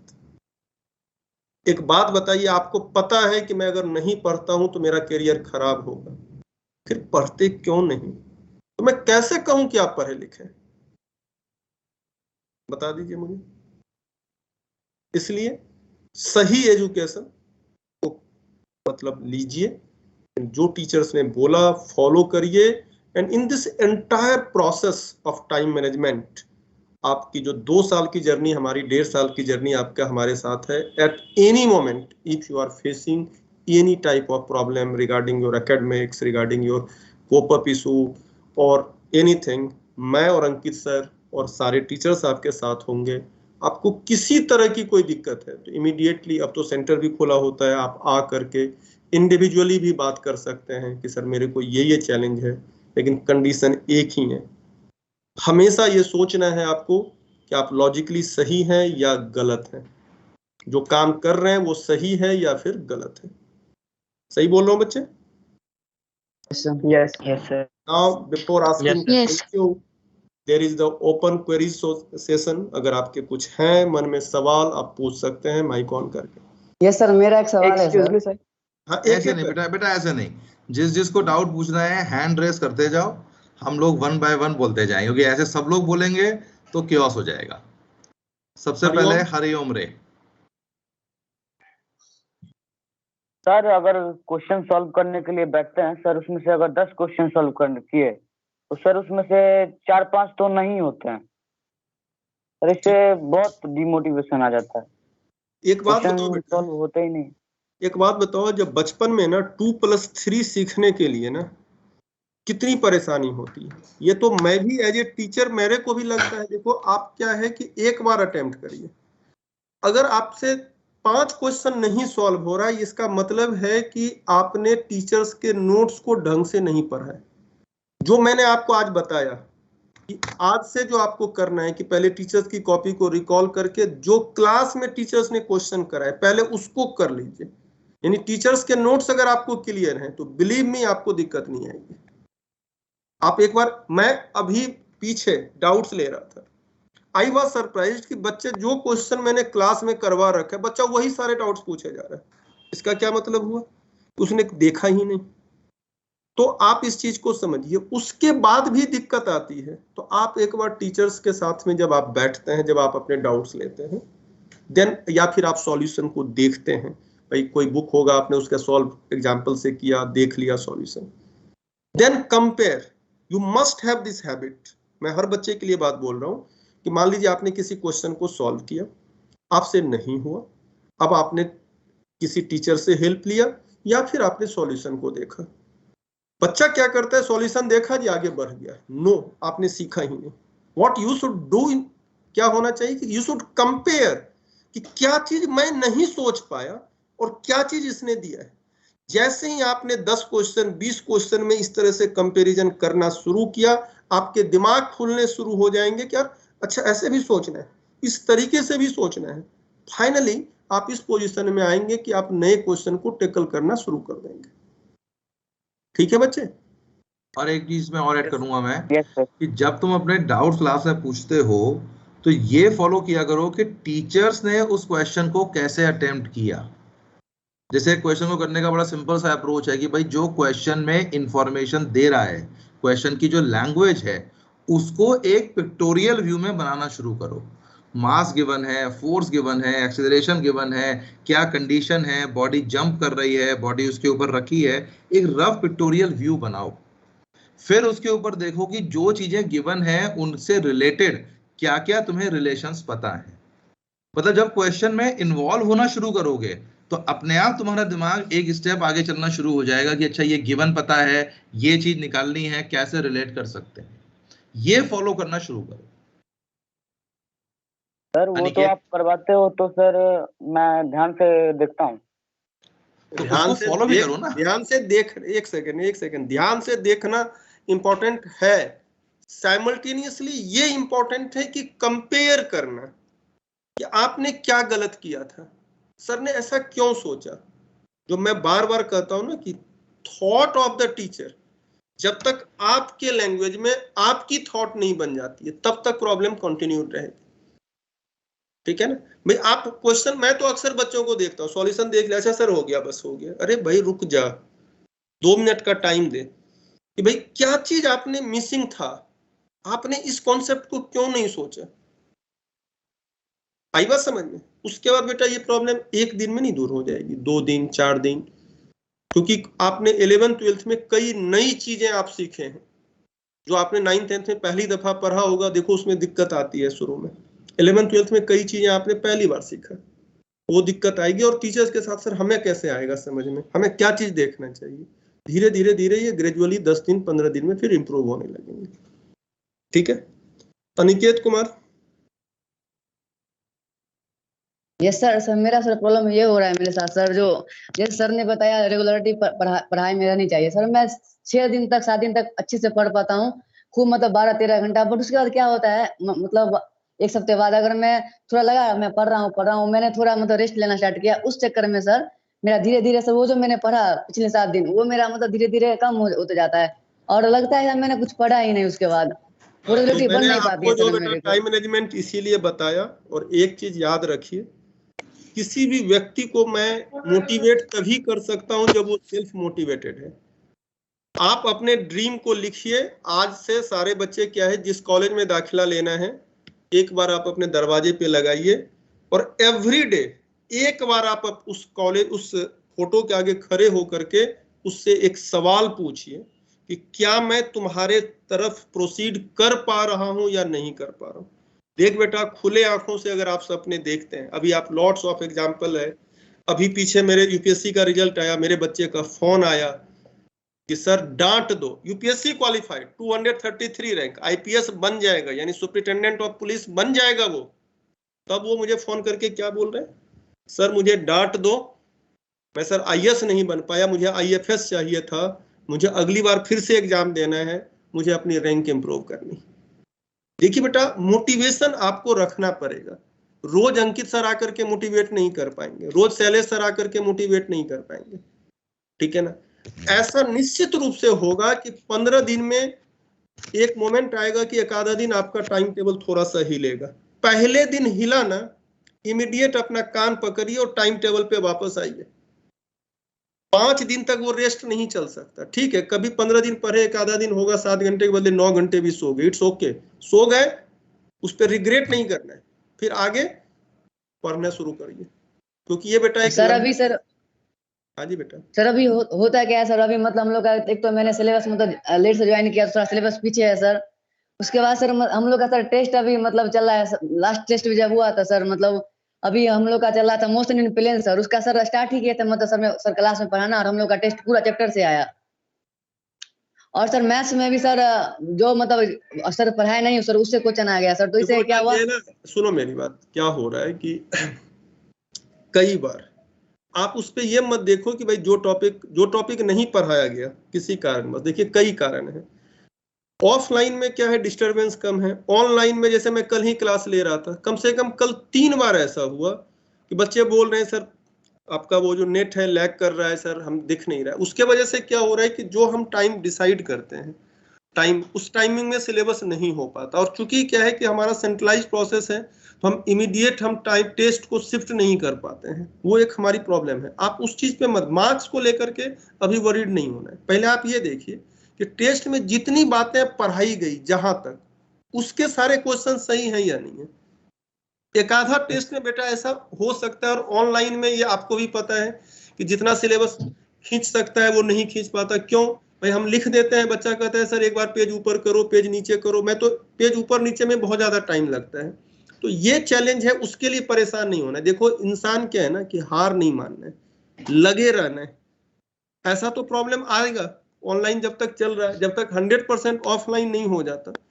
क्योंकि जब ऑफलाइन होता है तो आई कांटेक्ट में, अभी जैसे आप क्वेश्चन पूछ रहे थे, मैं आपको देख नहीं पा रहा हूँ कि आपको मेरी बातें समझ में आ रही है या नहीं आ रही है। तो वो छोटा मोटा चैलेंज चलता रहेगा बेटा, ये सब छोटी छोटी प्रॉब्लम है और चलता रहेगा। लेकिन हमें क्या, इसी प्रॉब्लम से सॉल्यूशन निकाल के आगे बढ़ना है। कंसिस्टेंसी ब्रेक मत होने दीजिए, इस बात को नोट कर लीजिए, ठीक है। और मोटिवेट रहिए कभी, इसलिए मैंने कहा कि कभी दिक्कत लगे, मैं अंकित सर सेंटर पे आ गए, है ना। अब वो सोचो बच्चा वो 4-5 साल पहले पढ़ के मेरे पास गया, अभी यूपीएससी किया, फिर भी क्या कह रहा है कि सर, और उस बच्चे की आदत थी, और ऐसे कम से कम 20 बच्चे हैं जिसको डांट खाने का मन होता है ना, या उसका कहीं मोटिवेशन थोड़ा अप डाउन होता है, तो वो फोन करता है सर थोड़ा सा मुझे डांट दो। यही चीज आपको भी होनी चाहिए, किसी भी टीचर से, पेरेंट से, या कोई आपका ऐसा दोस्त है जिससे आप अपनी बातें रख सकें, उनको अपनी नेगेटिविटी दे करके, उनसे शेयर करके फिर से पढ़ने पे लग जाइए। आपको जो मैंने पहला फॉर्मूला बताया भाई, 13 आवर्स पढ़ने हैं, जैसे मर्जी है, अपने आप रिजल्ट चल के आएगा। होता क्या है जब पढ़ने लगता हूँ, हाँ जी बोलो बोलो सर जब पढ़ने लगता हूँ तो लगता है सर मतलब नहीं 30 नहीं सर 15 आवर 14 आवर ऐसे पढ़ ले। लगे रहो, रोज करना है ये काम। बट सर रेगुलरिटी नहीं हो पाता है सर, पढ़ नहीं पाते उतने घंटे लिए। अच्छा एक बात बताओ, पूरी दुनिया की जो जंग है ना बेटा, मन को कंट्रोल करने को लेकर के, ऑल दोज सक्सेसफुल, जिसको आप सक्सेसफुल पीपल कहते हैं, वो सक्सेसफुल इसलिए है कि उसने अपने मन को कंट्रोल कर लिया। हमारी सभ्यता संस्कृति में अब हम आवर ट्रेडिशन जो रहे हैं, उसमें मन को कंट्रोल करने की बात कही गई है, और तभी आप ऊंचाइयों को छू सकते हैं। तो भाई आपको ये कंट्रोल करना पड़ेगा। हम आपको रास्ता बता सकते हैं, हम आपको हेल्प कर सकते हैं, हम आपको सपोर्ट कर सकते हैं, ये चीज आप मान लीजिए भाई, करना ही है। एक आधा दिन अप एंड डाउन चले तो चले, कोई दिक्कत नहीं। जहां दिक्कत हो थोड़ा टीचर से बात करिए, पेरेंट्स से बात करिए, कोई दिक्कत नहीं है, दूर हो जाएगी, ठीक है। Yes sir. Vipin Goyal. Sir मुझे ना टेस्ट के बारे में एक डाउट पूछना है कि हमारा टेस्ट प्लानर अभी तक आया नहीं है, लेकिन जो टेस्ट है ना उसमें शो होने लग गए हैं ऐप में कि ये वाला टेस्ट आपने मिस कर दिया है। कौन से बैच में हो? Sir ER09। ER09 का अभी तुम्हारा जो प्लानर है वो उस पे चल रही है बात। प्लानर हम लोग उसको ना रिक्रिएट करवा रहे हैं, तो अभी ऐप के उस पे मत जाओ, प्लानर तुम्हारे संग शेयर किया जाएगा। Okay sir, thank you sir. Ujjwal. Sir actually मुझे ये जानना था कि मेरे ना सर एग्जाम्स हाफ ईयरली के 21 अक्टूबर से स्टार्ट हो रहे हैं, और सर Okay. एक्चुअली ना मेरे पास टाइम नहीं मिल पा रहा है सेल्फ प्रैक्टिस का, और सिलेबस भी अभी हुआ नहीं है, तो सर वही जानना था। तुम कौन से बैच में हो? Sir ER08। ER08। और कहाँ तक आ रहा है सिलेबस स्कूल में? वही फर्स्ट टर्म पूरा? Yes sir. तो उसके लिए तुम थोड़ा सा ये कर सकते हो कि जैसे अभी बताया था कि अभी तुम जो टॉपिक्स क्लास में पढ़ाए जा रहे हैं उन टॉपिक्स पे फोकस करो, वही लेवल 1 और NCERT को लेकर। Yes sir. राइट। और जो बाकी के टॉपिक्स हैं उनके लिए तुम अभी फॉलो करो आई ट्यूटर से सिर्फ NCERT लेवल, सो दैट कि तुम्हारा जो ये इमीडिएट रिक्वायरमेंट है स्कूल एग्जाम का ये मीट आउट हो जाए। राइट। तो NCERT खोल लो, NCERT के जो बेसिक टॉपिक्स दिए हुए हैं उन टॉपिक्स के बेसिस पर उस पे करो। और अगर तुम्हारे पास कोई टाइम का विंडो मिलता है कि सर मैं इस दिन आ सकता हूँ मॉर्निंग टाइम में, जिस दिन मैं स्कूल डेज के मॉर्निंग टाइम में अगर तुम आ सकते हो सेंटर, तो वो मुझे बता देना, उसमें मैं तुम्हारा एक सेशंस जो है वो अरेंज करा दूंगा सेंटर पे। Okay sir. ठीक है। Yes sir. महक। यस सर, मेरा डाउट ये था सर, जैसे हम लोग सेल्फ स्टडी करने बैठते हो तो सर मेरे को ना जैसे सेल्फ नोट्स बनाने के लिए बोलते तो मेरे को ऐसे कोई आइडिया नहीं है कि कैसे बनाने चाहिए। मैं हमेशा बुक में ही मार्क कर लेती हूँ, तो सर वो सही रहता, मतलब वो शॉर्ट नोट्स और स्मार्ट नोट की एकदम क्विक रिवीजन हो सके उसकी। नहीं देखो, इसमें मैं सजेस्ट ये करूंगा कि बुक में मार्क मत करो, क्योंकि बुक में जब तुम पढ़ने बैठोगे दोबारा रिवाइज करने के लिए तो तुम्हें ढूंढने में टाइम लगेगा, प्लस ध्यान तुम्हारा बाकी चीजों पे भी जाएगा। जैसा सर ने बताया था ना, बुलेट पॉइंट्स, जो भी चीज तुम पढ़ रहे हो, जो भी चीज तुम बुक में, जैसे तुमने कोई चीज अंडरलाइन करी, उसको बुलेट पॉइंट्स के फॉर्म में अपनी नोटबुक में नोट कर लो अपनी राइटिंग में, ताकि वो उससे तुम्हें फेमिलियरिटी ज्यादा फील होगी रिवीजन के टाइम पर। और दूसरी चीज जो मैंने बोला था ना कि रिकॉल भी आप उसी बुलेट पॉइंट्स को करिए ना भाई। अब मान लो कि भाई मैं कोई चैप्टर का नाम लेता हूँ भाई, सेट्स है ना, तो सेट्स में भाई आपको पता था डेफिनेशन क्या है, रिप्रेजेंटेशन क्या है, यूनियन इंटरसेक्शन क्या है, तो आपने उसी पॉइंट को रिकॉल बार बार करते रहिए। दूसरी चीज आप एक और एडिशनल काम कर सकते हैं, आपने जो नोटबुक को आपने देखा होगा, नोटबुक में ऊपर में स्पेस दिया जाता है, थोड़ा सा ज्यादा दिया जाता है ना। Yes sir. Yes sir. इसलिए दिया जाता है कि कॉपी सुंदर दिखे, इसलिए। No sir. बताओ किस लिए दिया जाता है भाई? सर उस पे बुलेट पॉइंट्स लिख सकते हैं। सर कुछ एक्स्ट्रा नोट कर। पेज की जो कंक्लूजन है, ठीक है, उसको आप अपने लैंग्वेज में ऊपर कंक्लूड कर सकते हो, ताकि रिवीजन के टाइमिंग में आपने ऊपर की चीजें देखते चले गए, काम हो गए। कोई चीज छूटी हुई है, कोई एक्स्ट्रा चीज है, और ओवरऑल एक कंक्लूजन या आपकी कोई एनालिसिस है, वहां पे लिख करके काम करो। और मैं बार बार जो कर रहा हूँ ना, इन सारे प्रॉब्लम का रूट कॉज है चीजों को जब आप रिकॉल नहीं करते हैं। आप रिकॉलिंग करते रहिए ना, जो मैंने टाइम बोला, निकाल सकते हैं टाइम, टेलीविजन देखते हुए, गाड़ी में चलते हुए, हम कहीं पे भी 5 मिनट का हमें मिला, नींद, सुबह में नींद खुल गई, हम मतलब नहीं रहे हैं, मुझे नींद नहीं आ रही है, लेकिन बिस्तर से निकलने का भी मन नहीं कर रहा, तो ठीक है, बिस्तर पे लेटे लेटे फॉर्मूला रिवीजन कर लीजिए, कोई दिक्कत नहीं है। ठीक है सर, एक और डाउट था मेरा सर। बोलो सर मैं ये डाउट था सर, मान लीजिए सर कभी सर मतलब कोचिंग से मैं पढ़ के आता हूँ सर, तो मुझे लगता है कोई टॉपिक मेरे को अच्छे समझ नहीं आया, तो मैं रात को सर मतलब वो नॉर्मल में सोता हूँ 12 बजे, बट उस दिन में सर 2-3 बजे तक मैं पढ़ते रहता हूँ, समझने की कोशिश करने एक्स्ट्रा मतलब पढ़ाई में सर टाइम देता हूँ। तो इसका मतलब जब मैं 3 बजे सोता हूँ सर, तो मैं सिर्फ 12-1 बजे दिन में उठता हूँ सर। सुनो, तुमने इसका मतलब वेबिनार को ध्यान से सुना ही नहीं, और यही गलती तुम क्लास में भी कर रहे हो।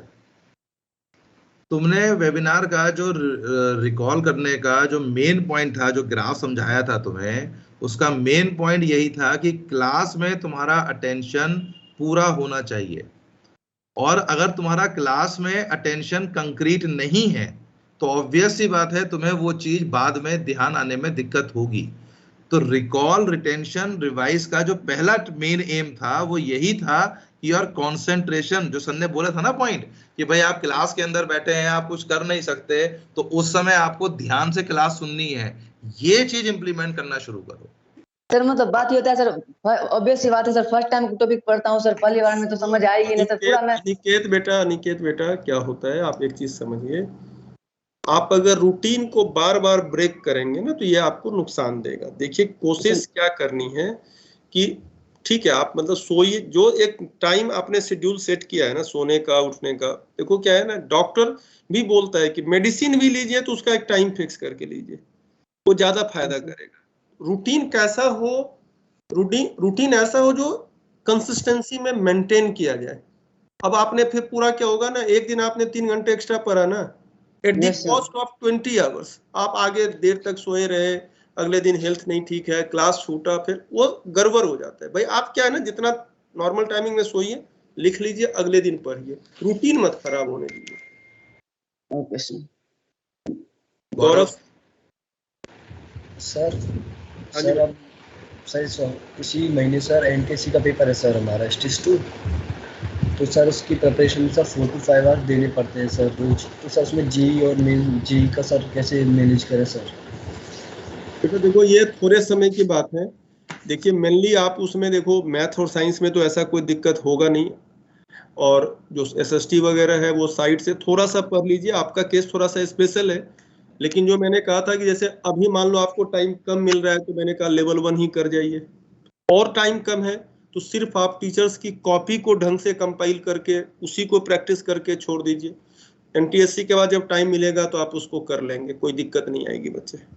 क्या होता है कि अभी प्रायोरिटी आपका एनटीएससी है तो आप ठीक है एनटीएससी पे दीजिए टाइम, लेकिन चूंकि आपको एनटीएससी के लिए प्रैक्टिस का समय चाहिए तो अभी क्या करिए, जो रनिंग टॉपिक चल रहा है उसमें सिर्फ टीचर्स के नोट्स की प्रैक्टिस कर लीजिए, that is much more sufficient. समझ के जब आप काम करते हो ना तो नंबर ऑफ क्वेश्चंस ज्यादा की जरूरत नहीं होती, ठीक है ना। बट वही आप समझने के लिए 2 तरीका है, या तो हमने उतना डीपली उसको पढ़ा कि चीजें एक बार में समझ में आ गई, या प्रैक्टिस कर करके घिस करके हमने उसको समझ लिया। तो वो चीजें अभी आपको स्मार्ट थोड़ा सा खेलने की जरूरत है कि भाई आप अभी जो रनिंग टॉपिक है उसमें आप क्लासरूम के नोट से काम करिए और बाकी का टाइमिंग आप एनटीएससी के लिए दीजिए, कोई दिक्कत नहीं। Okay sir, thank you sir. Swapnil sir good morning sir. Sir मेरे 6 जैसे पेपर शुरू हो रहे हैं उसमें 8 चैप्टर तक आ रहा है फिजिक्स और केमिस्ट्री में, तो सर मेरी स्पीड बहुत स्लो है, तो वो कैसे ठीक करूं? तो हर पेपर में 10-15 मार्क्स से छूट ही जाता है। छूटने का कारण क्या है? कंटेंट का नहीं आना, या फिर क्योंकि देखो स्लो या फास्ट वाली तो कोई बात नहीं होती है। स्लो या फास्ट तो सिर्फ ये है कि आपने कंटेंट को कितना समझ के काम किया हुआ है, कितना जैसे मैंने आप रिकॉल, देखो जो प्रॉब्लम आप जनरल बच्चे बता रहे हो ना उन सब का सॉल्यूशन यही है, recall, revision and retention. If you will prepare for the examination just 1 night before, तो आपके साथ या किसी के भी साथ इसी तरह की प्रॉब्लम आएगी। If your preparation will be from the day 1, आपको एग्जाम के लिए पहले से पता था, हम पहले से उसको करें, भाई चाहे आकाश में नहीं हुआ हो, स्कूल वालों ने तो पढ़ाया ही होगा, है ना। और एडिशनली अगर कहीं डाउट है तो हम भाई डाउट क्लासेज भी चल रही हैं, आप वहां भी चीजों को क्लियर कर सकते हैं। तो इस तरीके से चीजें मैनेज होंगी। देखिए क्या है कि मैं अब कल से टेस्ट है या within a week test है तो इमीडिएट तो ऐसा कोई मैकेनिज्म होगा नहीं, लेकिन हाँ जो बातें मैंने अभी आपको समझाया, जो टाइम मैनेजमेंट हमने आपको समझाया, उसको आप आज से फॉलो करना शुरू करिए। आने वाले एग्जाम में आगे चल के महीने 2 महीने के बाद से जो भी एग्जाम आएंगे उसमें आपको दिक्कत नहीं आएगी, क्योंकि भाई जो चीजें हम फॉलो करते हैं और आज ही कल से फायदा होने लगे वो तो हो नहीं सकता। अभी आपको यही है कि कमिंग टेस्ट के लिए आप अपने टीचर्स का जो भी स्कूल में पढ़ाया गया उससे आप रिवीजन करके एग्जाम दीजिए। और आपको चूंकि अब यहाँ के रनिंग चैप्टर में दिक्कत आएगी तो आपके लिए भी यही सजेशन है कि आपके पास अगर एडिशनल प्रैक्टिस का टाइम नहीं मिल रहा तो आप सिर्फ टीचर्स की कॉपी के सारे डेफिनेशन, सारे न्यूमेरिकल्स की प्रैक्टिस कर लीजिए। दिव्या। सर अगर टीचर ने कोई टॉपिक पढ़ाया तो हमें एनसीईआरटी भी करना होता है, मॉड्यूल भी करना होता है, तो दोनों हो नहीं पाता है। तो अगर हम केवल मॉड्यूल बनाएंगे तो वो हो मॉड्यूल, आप मॉड्यूल कंप्लीटली एनसीईआरटी है बेटा, कंप्लीट है। इसमें क्या भाई, मैंने आपको सिर्फ क्या कहा कि जस्ट आप एनसीईआरटी के पीछे जो exercise question just as a reference एक नजर देख लीजिए, ठीक है ना। ऐसा नहीं है कि भाई, एक बात बताइए, चाहे फिजिक्स हो या केमिस्ट्री हो या मैथ की बात करिए, बताइए भाई सेट थ्योरी में एडिशनल एनसीईआरटी में क्या दे रखा है, या एनसीईआरटी टीचर्स ने आपको एनसीईआरटी की कौन सी चीज नहीं पढ़ाया? यस सर, मतलब मैं पूछा था कि उसके बैक एक्सरसाइजेस करना जरूरी है एनसीईआरटी। आप एक नजर देख लेना। एक आपको देखो क्या है, दो चीज है, पढ़ने का तरीका और रिवीजन का तरीका। मैं एक चीज और मैं आपको समझाऊं सारे बच्चों को। एनसीईआरटी आपने मान लो क्लास में मॉड्यूल कर लिया, टीचर्स ने पढ़ाया कर लिया, अब आपने एनसीईआरटी देखा। अब एनसीईआरटी के क्वेश्चन में दे रखा है सेट ए में 3 एलिमेंट है, सेट बी में 5 एलिमेंट है, ए कार्टेशियन प्रोडक्ट में कितने एलिमेंट है भाई पता है, फार्मूला है, छोड़ दिए। ए दे रखा है, बी दे रखा है, यूनियन बी। यानी जिस क्वेश्चन को रीड करते आपको लग रहा है यार ऐसे है, एकदम क्लियर है, कोई कंफ्यूजन आपके माइंड में नहीं है, लीव दैट क्वेश्चन। क्वेश्चन को रीड करते हुए आपको लगा क्या, थोड़ा सा मन में आया ग्लिच, ओह होगा या नहीं होगा, उसको सॉल्व कर लीजिए। तो this is the way to, you can say कि रैपिड रिवीजन का तरीका है,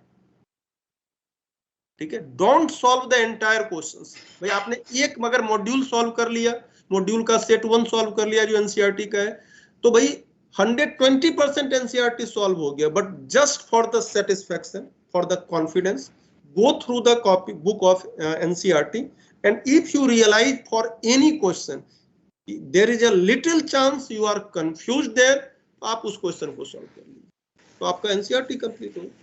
और एक बात ये है ना, जब तुम सेट 2 के क्वेश्चंस को कंपेयर करोगे सेट 1 उसके एनसीईआरटी के साथ, तो लगभग 30 से 40% क्वेश्चंस तुम्हें एज इट इज सेम मिलेंगे।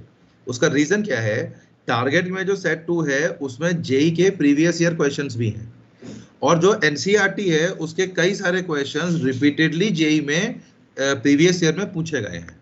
तो अगर तुम मतलब सेट 1, सेट 2 और एनसीईआरटी, इन तीनों का, जैसे अगर मैं मैथ्स की लैंग्वेज में बोलूं, अगर इन तीनों का कॉम्बिनेशन से एक सेट बनाओगे तो वो हर सेट में तुम्हें एक ही बार एक क्वेश्चन मिलेगा, तो तुम्हारा ओवरऑल नंबर रिड्यूस हो जाएगा।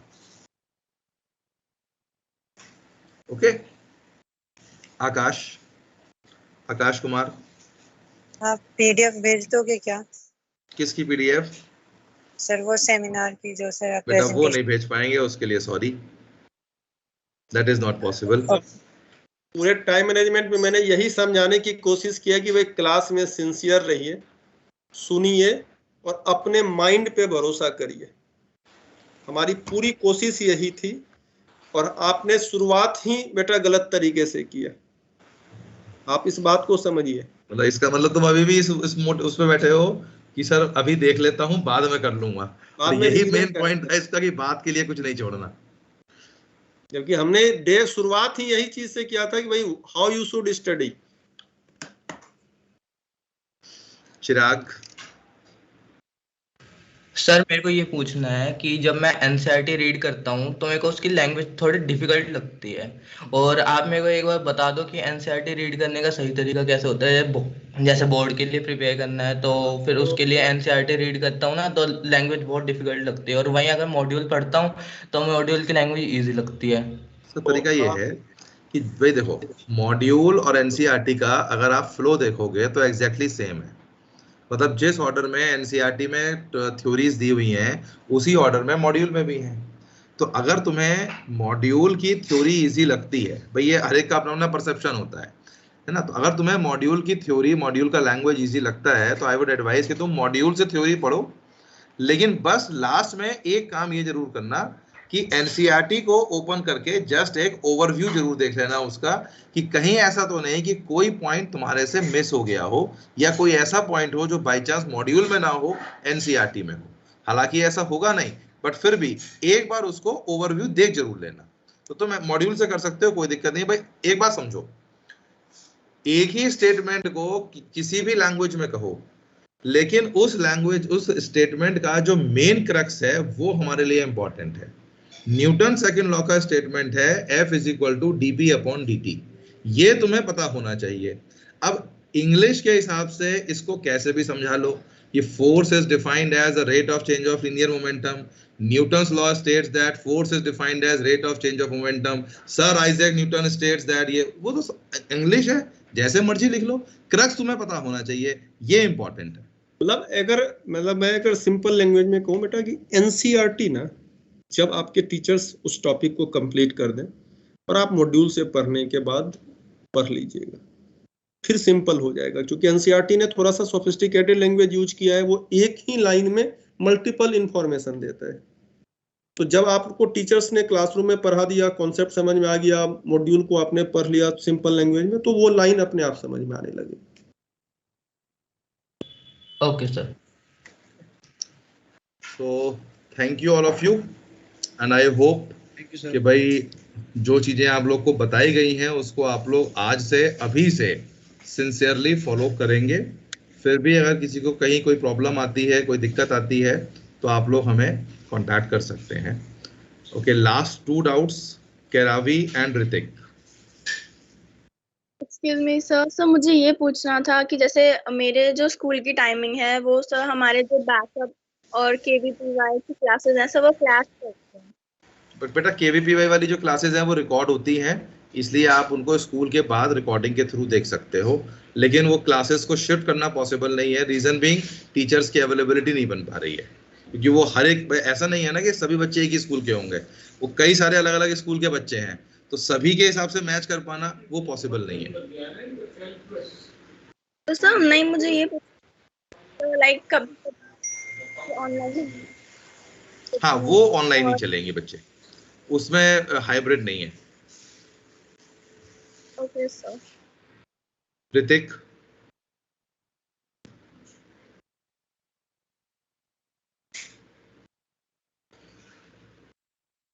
स्वप्निल। सर जो क्लासेस पेपर तुम्हारी आवाज कट रही है ठीक होता है। तुम्हारी आवाज नहीं आ रही स्वप्निल। सर जो टेस्ट में जो स्पीड की प्रॉब्लम होती है, वो जो आपने रिकॉल रिवीजन, बिल्कुल वो बेटा जो मैं जहाँ तक आपकी समझ पा रहा हूँ, जो टेस्ट की प्रॉब्लम है ना बेटा कि आपकी स्पीड कम है, या जितना ज़्यादा आप रिकॉलिंग फास्ट करना शुरू करेंगे, जितनी अच्छी से आप, क्योंकि देखो बड़ा सिंपल सा लॉजिक है, और मैं हर बच्चे को लास्ट में यही कंक्लूड करूंगा कि देखो रिकॉलिंग प्रोसेस से जब आप रिवीजन करते हैं तो आपका एक साइकिल बन जाता है। आप देखिए कि जब तक आप चौथे चैप्टर में होंगे, पहला दूसरा तीसरे का रिवीजन हो जाएगा, 5वें पे पहुंचे तो चौथे का रिवीजन हो जाएगा। तो एक जैसे ही आपका एक रैपिड साइकिल बन गया रिवीजन का, साइमल्टेनियसली आप जो बोलते हैं ना भूलने का, स्पीड का, सबका सॉल्यूशन मैंने आज आपको दिया है टाइम मैनेजमेंट में। आप इसको फॉलो करिए। I hope 99.99% problem will be resolved. Even then, if you have any specific problem, come to me. आप सेंटर पे आकर के मिल सकते हैं अंकित सर से, मेरे से, हम उसको भी देखेंगे और कैसे कर सकते हैं बेटर। ठीक है। Hrithik Jha.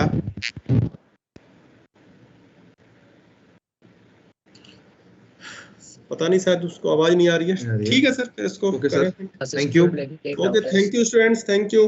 Thank you sir. हाँ जी, बोलो क्या कह रहे हो ऋतिक? आवाज ही नहीं है उसको। Thank you sir. ओके बच्चे।